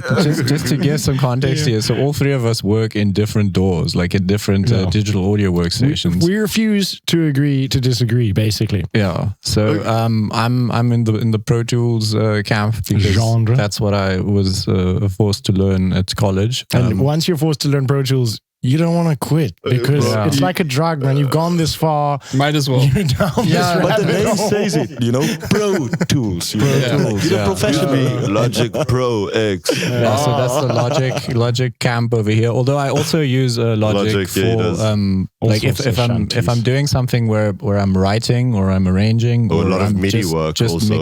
If there's a lot of MIDI work or I'm only mixing, if somebody sends me multi-tracks to mix, I'll use Logic. It's pretty. But if I'm going to be dealing with a lot of audio tracks and a lot of like manual editing and recording and stuff, then Pro Tools is the one for me. And then when Adam joined us, he was like, "I'll have none of that." Studio One. Me and all my friends use Studio One. And to be fair, Studio One is a new. It's a great door. I have friends. It's a new contender in the it is a great that door. market, but they've kind of knocked it out of the park. Like, but this happens a lot in the gear world and in the computer world and in all of the world that we exist in. There's always that front runner. There's always that first guy. And then people come along down the line and they improve on those systems. And what happens to the front runner is they just keep building on top of that foundation and they end up coming into a lot of problems. So the guys who started much later and built their system afterwards have learned already all of that. And now they are ignoring all that groundwork and starting with a beautiful new foundation. I could argue that with Logic Pro, Logic is a great tool. Yeah, but I didn't have a Mac in my life right to have before Logic. version 10. I mean, it was a major change. So, and afterwards,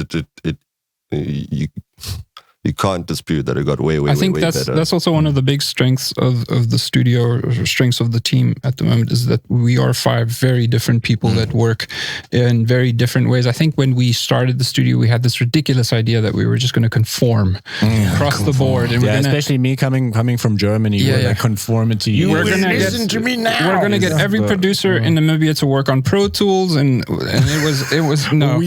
Gernot has not given up on that dream. I can guarantee you that I have to learn Pro Tools. All I can tell you is that I'm as stubborn as a donkey. It's only in this studio that Pro Tools, Logic, and Studio One gets used in any case. Oh, and there's Reason as well. People continuously ask me, do you guys work with FL Studio? And we're like, what the hell is an FL? But also, coming back to the strengths, we do have FL Studio. I have a falafel.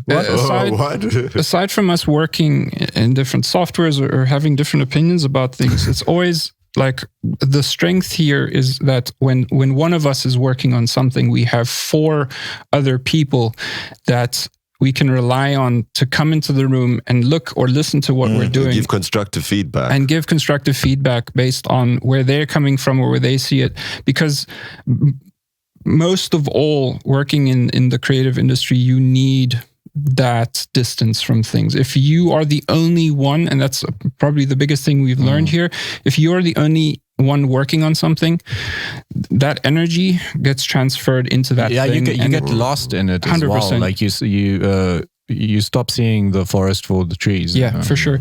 One of the coolest things here is that I can step out of my room in my edit session at any point in time, and I've got 4 people that's like, look at that or listen to this, and they can give me an opinion, especially when you've been sitting on something for like a week, 2 weeks, a month, and it's all you're hearing. You start to now. get tunnel vision. 100%. That I can go to an Adam or I can go to a David and be like, give me your opinion. And I'll hear something that I will have not thought about this entire time. In every session that becomes relevant, and it's such a strong point here.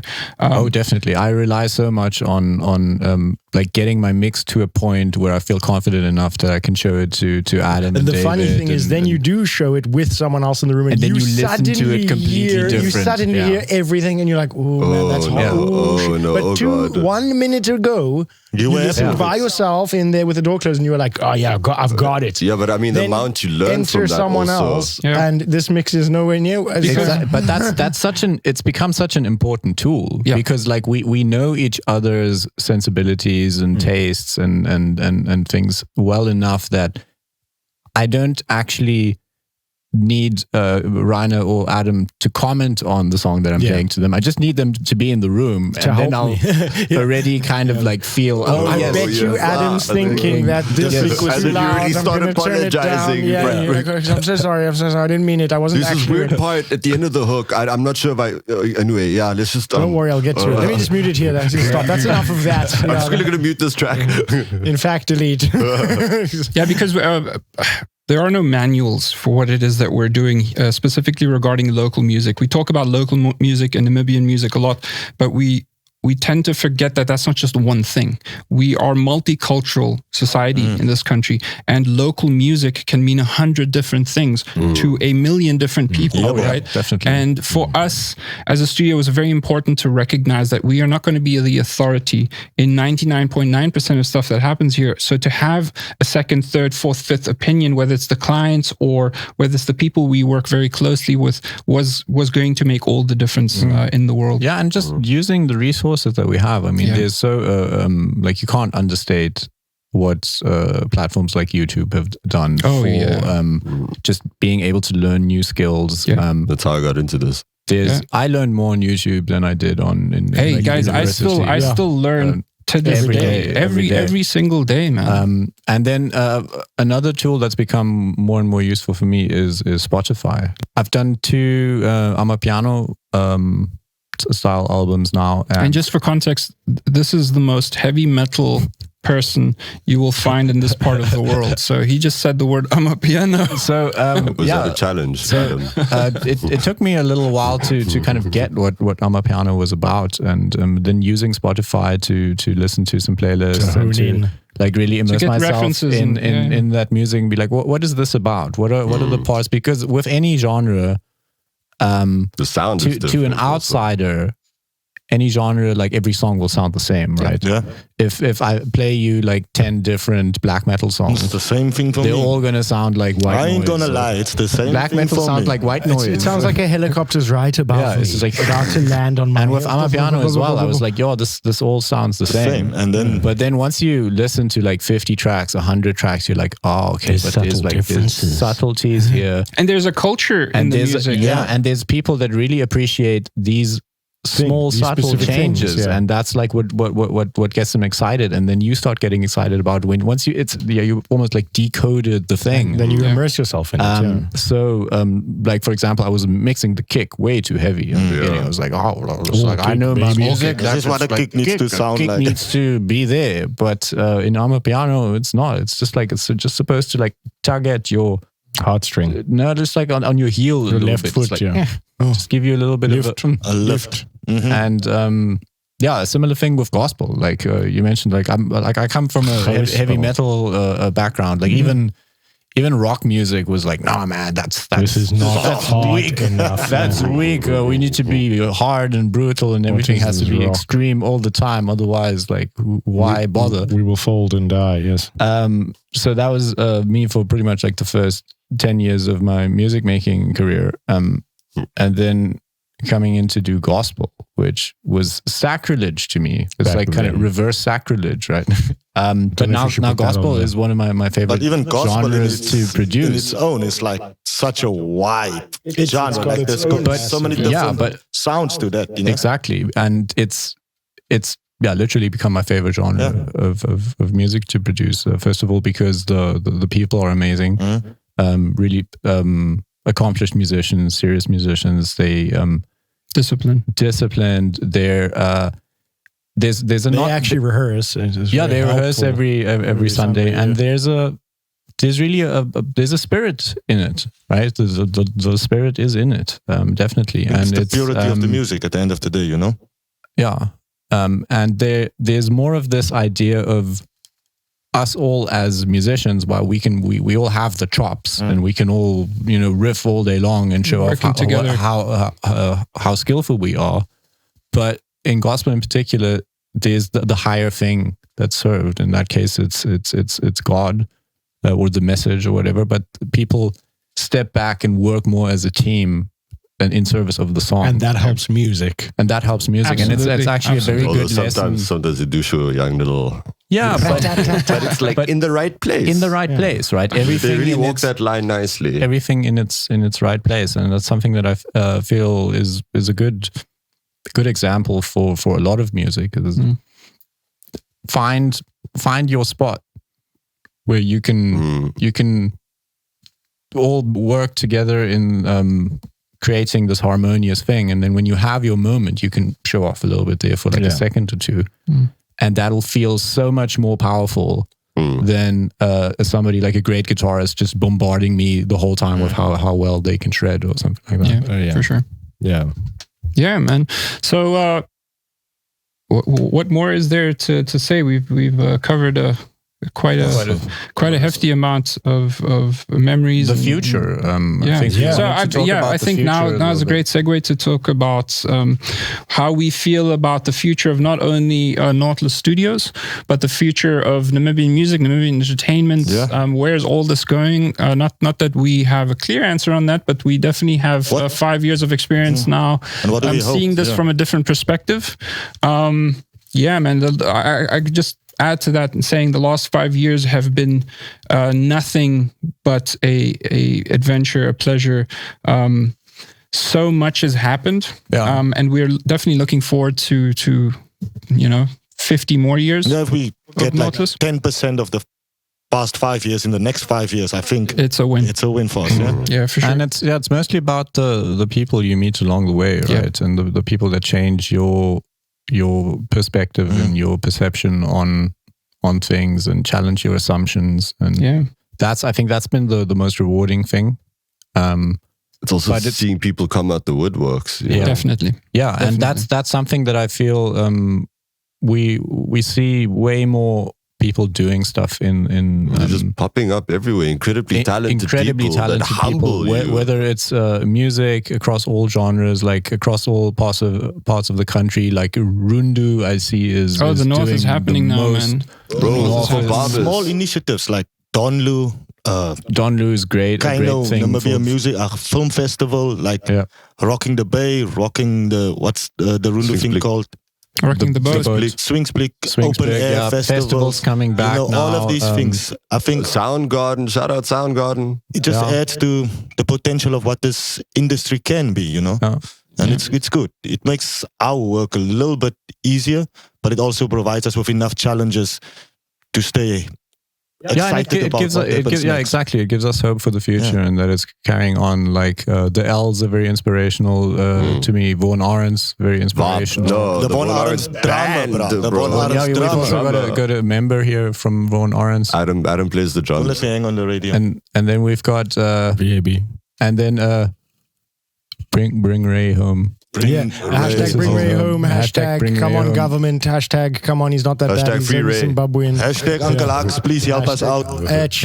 Take Danny, bring Ray. I think no, Danny must stay too. I think we can't understate though how important Namibian music is. Namibian music essentially inspired this initiative. Nautilus wouldn't be here if it wasn't for the hundreds of musicians that came even before we started our thing. I remember, growing up in the 90s, being very inspired about what I was seeing on television, hearing on radio. But this thing about Namibian identity and what that actually means in such a multicultural society was always a big question mark. And I think music has a big answer to that question.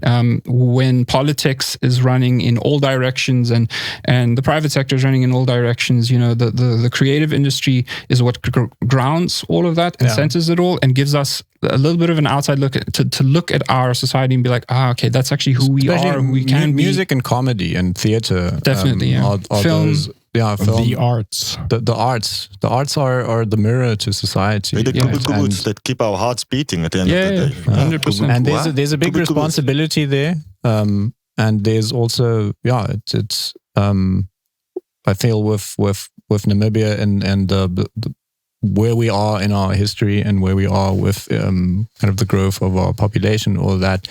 Feel like we're finally at the point where exceptional talent that's always been here. Yeah. We've always had exceptional talent, but in the past, there was no outlet for them. Outlet for exceptional talent. So they've always had to leave the country, go overseas, go to greener pastures and go to where their art will be appreciated. And I feel we're getting into an age now also with a bit of the disillusionment of globalism where, hey, why don't we stay here and try to affect some change in our communities and for exceptional artists.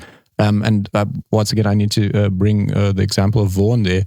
Vaughn could have left the country long ago and pursued his be excellent somewhere else. That's almost what we expected of him. But he's still here, and it's making everything better for everybody else because he's is an example that younger artists can look up to and be like, hey, I can do that. I've got a future here. I can see this dude every couple of weeks. I can go to a show. I can see the growth. I can see the progression. But what makes him special very good example of that. Like knowing Rian's music from before I met him and being like, this dude is from Crimson House. This is a big band, and then here he is in our little town. Yeah, and he's inspiring so many of the local artists as well, Like there's so many people I think we can mention in that regard, but it's really nice. It makes me hopeful, to be honest. It makes me hopeful, yeah. Definitely. So you wanted to say something about Vaughn? I completely forgot. Sorry, me spaced out. Sorry, Rian took your spotlight. Sorry. Hashtag still bring back Ray. And then I think there's too many local artists and collaborators and peers to mention that. But I think love all of them. Maybe let's talk about some of our favorites or people that favorite people we've worked with, or maybe people we'd like to work with. Let's start with Adam over there. I've been very fortunate to mix a lot of festivals in this country. So I have worked with these people, but in this recording environment, I've bumped into a few gentlemen that I have super huge respect for, and I feel are really on an international standard. And that's obviously the Kingsman Band, Pio, Eames, Wayne on bass. Big shout out to the dudes. All the Kali and Tayo, those guys have always been in bands like Fujaz and all of those bands, and these guys are so on it, man. They are so good and so tight. They really are. Like I've done festivals with Jonathan Butler, where Pio played on that same kit earlier that day, and the international drummer was like, there is this certain level of polish and precision that is insane, but Pio is right there, man. He's right there on it. Like, and I'm really proud of them, and they're still here. They represent us a lot. They have a lot of gigs, and I really, really desperately. Well, they're coming with Bonte. Yeah, they're coming with Bonte. So I'm also. But I really want to desperately record these guys on more albums, and I would love there to be a world where we had funding to have these guys session on nearly everything we make, because why not, man? For me, the answer, and for me, the future of music is real musicians with real talent that play real instruments, and I can throw mics at it, and that's my future. That's the one I love. Obviously, David's from a different school of thought, but me and you, Gernot, I think we like to open up consoles and compressors and try to get sounds from something that's real. So I don't want to go through a bank of kicks and go, oh, this one really suits the song. I want to go, oh, this kick is terrible. Let me get it there somehow, man. And sometimes that means changing the foot that's kicking whatever. It, you know? Or well, most of the time.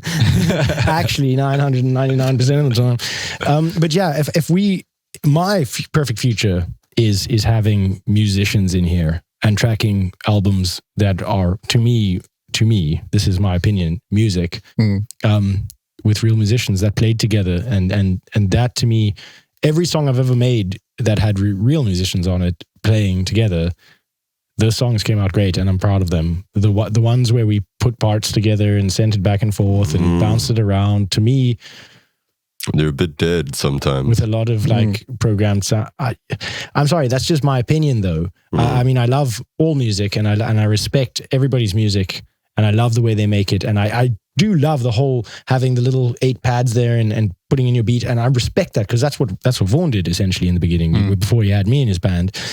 And that's one of the big changes we made for his current album is that we want all real drums, and we want human performances. And we went through how to do it, man. That most of that, half of the album's recorded in Windhoek in a bad room with cars driving by, and 3 songs of drums are recorded here, and it's been wild because of the move that I had in the middle of it, But Vaughn loves that album more, even though I've completely ruined it with my terrible skills. But he loves that album more than the others and I think it's because of that. It's because of the realism in it. And so my future is having more players and just more influences. And if this place had more people walking through it every day, I would feel I was about to follow up with that. What I would personally love to see, or not would love to see, what I'm looking forward to seeing is the undiscovered talent. Manifest that. The Zacharias Sams that before a couple of years ago found yet, we hadn't the slightest idea of the crazy amount of talent in that one individual. And since then we've seen them, like David just said, come out of the woodwork. I think that's what I'm most excited for. Look, we have a lot of established musicians, active, not active in this country.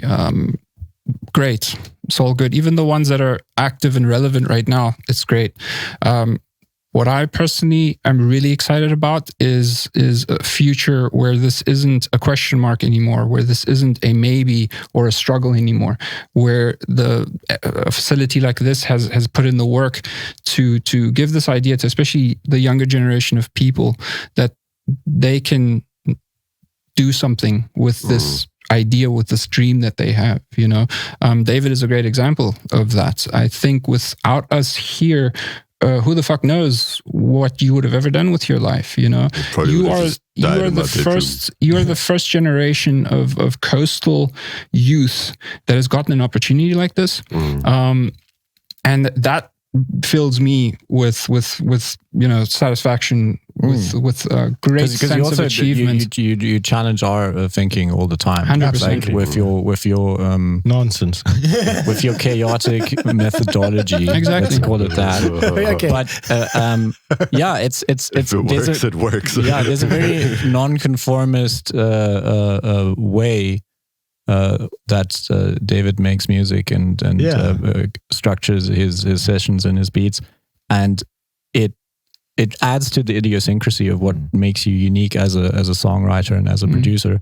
And helped us figure out a lot of what the other side of the coin is to the studio. Especially dealing with the bedroom producer thing, because coming from we talked about standards earlier. So standards in the corporate world and in the more professional stuff, like if we need to collaborate with a producer from overseas or something like that, it's really important that we speak the same technical language and that we have formats that can translate to each other.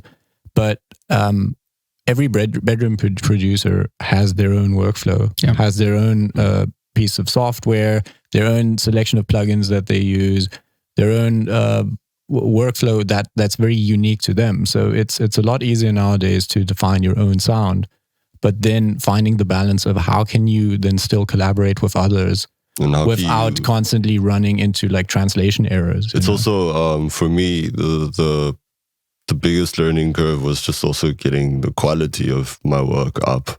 like by quite a bit, particularly mixing. I'm half deaf, so I didn't hear how bad it was until we'll cut that statement.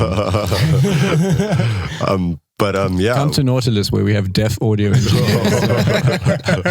But yeah, and like I play something to Gernot or Adam, and I just see this look at the face like, there's something weird there, like by 250, 300 hertz. And I'm like, what? What? Mom, is that you? What's wrong? I don't hear it. I can't hear it.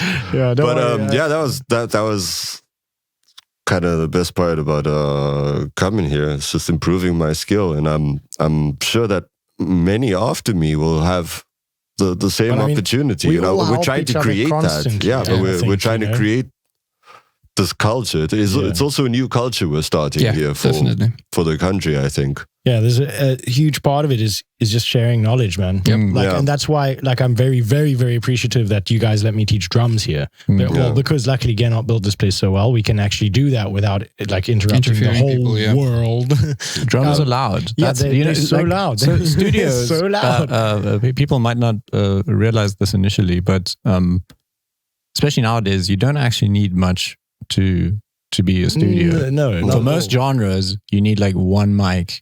And six pads, and one interface on a computer or something like that. Yeah. But the moment that these entities known as drummers enter the situation, they ruin everything. But because then suddenly you need to build a room that's soundproof, and then you need to have a mixer that can take all of those different microphones, more preamps, and then more converters and more compressors and more ceiling height, just and everything.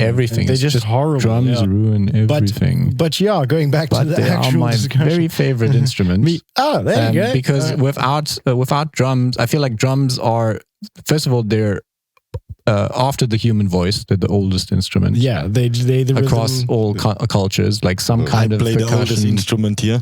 They've been used for communication. Yeah, so drums have this really deep history with us as humans, and they strike a deep chord, you know, and I feel like drums make the song. But that's why the reason I'm so thankful is because I'm trying to affect the future that I'm hoping for. I want there to be these drummers go out and make bands, because I don't know, from what I've seen, I've been the one that made the most bands. Because I forcefully, the only way I'm going to play a gig is by having actual musicians with me. You cannot drum and accompany yourself. Exactly. So I believe, I hope secretly deep inside that if I teach these people some drums, maybe they'll go out there and they'll get bands together, and then I'll be able. But you have a couple really talented students. I do, and I love them very much, and I'm hoping that they might find a guitarist like a Gernot, like Gernot had a Philip, right? I had a I don't know, a Jacques and a Ramon and a Steven and these kinds of guys, and they're still out there, they're still making music. And they rent garages and they smash things and that's cool. And a collective has a bigger chance than a singular person. And unfortunately, in the last couple of years, what I've seen is just all of these singers just wanting to be by themselves with their backtrack because they think that's the only way to make money. I think the technology has given them the impression that you can do that. Yeah. That doesn't necessarily mean it's wrong or right. No, it's not wrong. But we know for a fact that once again, collaboration, working with other people gets you way further than you just sitting in your room making music by yourself, or just with one other friend. And you guys are trying to motivate yourselves to do something. Look at 21 Pilots, damn, that's so cool. Yeah. I love that band so much, and it's just a drummer and a guy who plays uke and has great lyrical ability, and then they add some synth, baby. You know. So I'm hoping that I can somehow affect the future that I'm hoping to have by doing this stuff. Yeah. So thank you guys for that. Awesome. Shout out to Nautilus. Thank you. Yeah, shout out to Nautilus for giving me a shot. Yeah. Lorenzo, future of music. I think you guys said it all. I think future of Namibian music, we need some more cross-genre collaborations. We need people from different walks of life, different societies, different cultures actually getting together. I think it's the one advantage I have had as a rapper who also has a band is being able to actually go to these festivals and perform with people like Adam and to realize how these musicians actually, how serious they take their craft, you know. And I wish that for every single rapper out there. I wish they could work with live musicians. I'm not saying they shouldn't do what they do, but working with a live musician or with live musicians with a live band just adds that little bit extra to what you can do and how you interpret the music. At the end of the day, the interpretation, the instrumentation of your song, it's just the clothes that your song wears, right? Exactly. It's still the same still song. the same song, yeah. But definitely. whether it has like a Roland 808 drum machine on it, or it has an actual drummer that's like playing solid, awesome hip hop drums, and it's got a bassist that's like putting its own spin on there every once in a while. In any case, just so much lekkerder vibing on stage when you've got a band with you, because you guys end up feeling the same thing, exactly. whether or not you want that to. Energy that energy translates to the crowd. To the people. It goes to the crowd, and they give it back to you. Oh, yeah. I mean, I was talking to Rian last night, and he just came back from SA, where for the first time in a couple of years he played like really big festival shows with his big band again, and the amount of energy that he absorbed from that, it's insane. He comes back to our sleepy little town here, and he just has like love to give to everybody. It's like so charged up on positive energy that everybody can just like feed off it, and it creates these ripples one good gig in our whole scene. It creates ripples and it injects new energy, and I think every time we see that really is so inspirational. But with any gigs artist become so much better when the audience plays along. Yeah, I mean, we had recently Prime Circle in Windhoek. That was another experience of mine where the crowd was properly packed.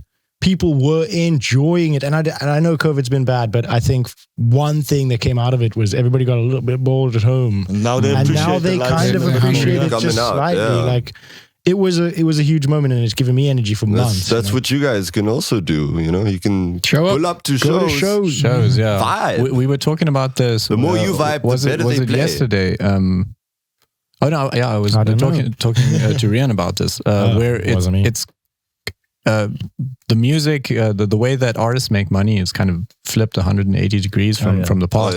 Artists used to play shows to advertise their recorded records and sell their albums at the show. So sell the albums at the show, but also tell people like, hey, we're a band, we exist. Go to the CD place and buy our record. That's how they used to make money. Now it's completely the other way around.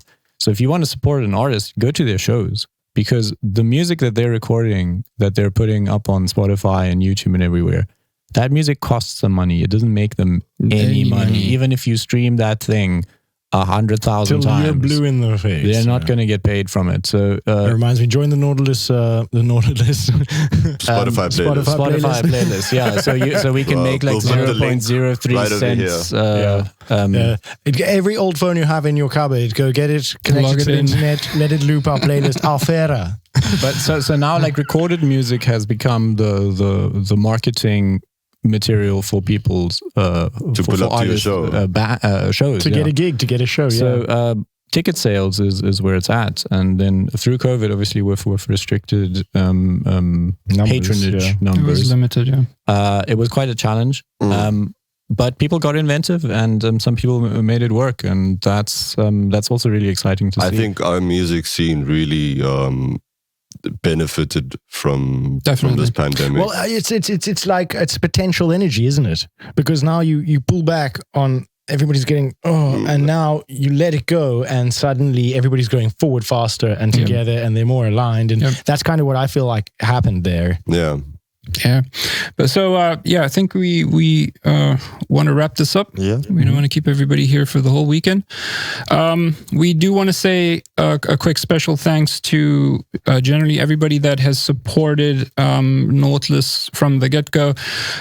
You know who you are. Even some people behind the scenes that never get mentioned. There's so many people here that brought this whole thing to life. It is not just the five of us sitting at this table. Is every artist that had the courage to travel either from a neighborhood here in Swakop or all the way from across the country to just come and knock on our door and ask us questions. Thank you all for the last 5 years. This journey has been absolutely incredible. It's been so amazing. We look forward to, like I said, hopefully another 50 years of Nautilus in Namibia, and we hope to see more of these kinds of initiatives popping up. Definitely. We by far do not want to be the only studio in the country that is producing music. I think that's not the point. Myself and Gernot originally started this because we wanted to inspire fellow Namibians to show what is actually possible, not from this competitive mind state of look what we can do and we're so great. This was built for everyone watching, for everyone that doesn't know about us, that knows about us. Whether you come here or not, or whether you just say, screw you guys, I'm going to build my own studio. Please do. Make it better. Do it. Make it. Do it. Definitely. And if you're a bedroom producer, come here and say hi, and well, maybe you might end up here. Yeah. You never know. So thank you all out there, and definitely everybody around the table here today for making this such a memorable life journey. And I look forward to being in your company for the next many years to come. Yeah. And as well as the viewers out there. We hope to see you on the flip side. Yeah.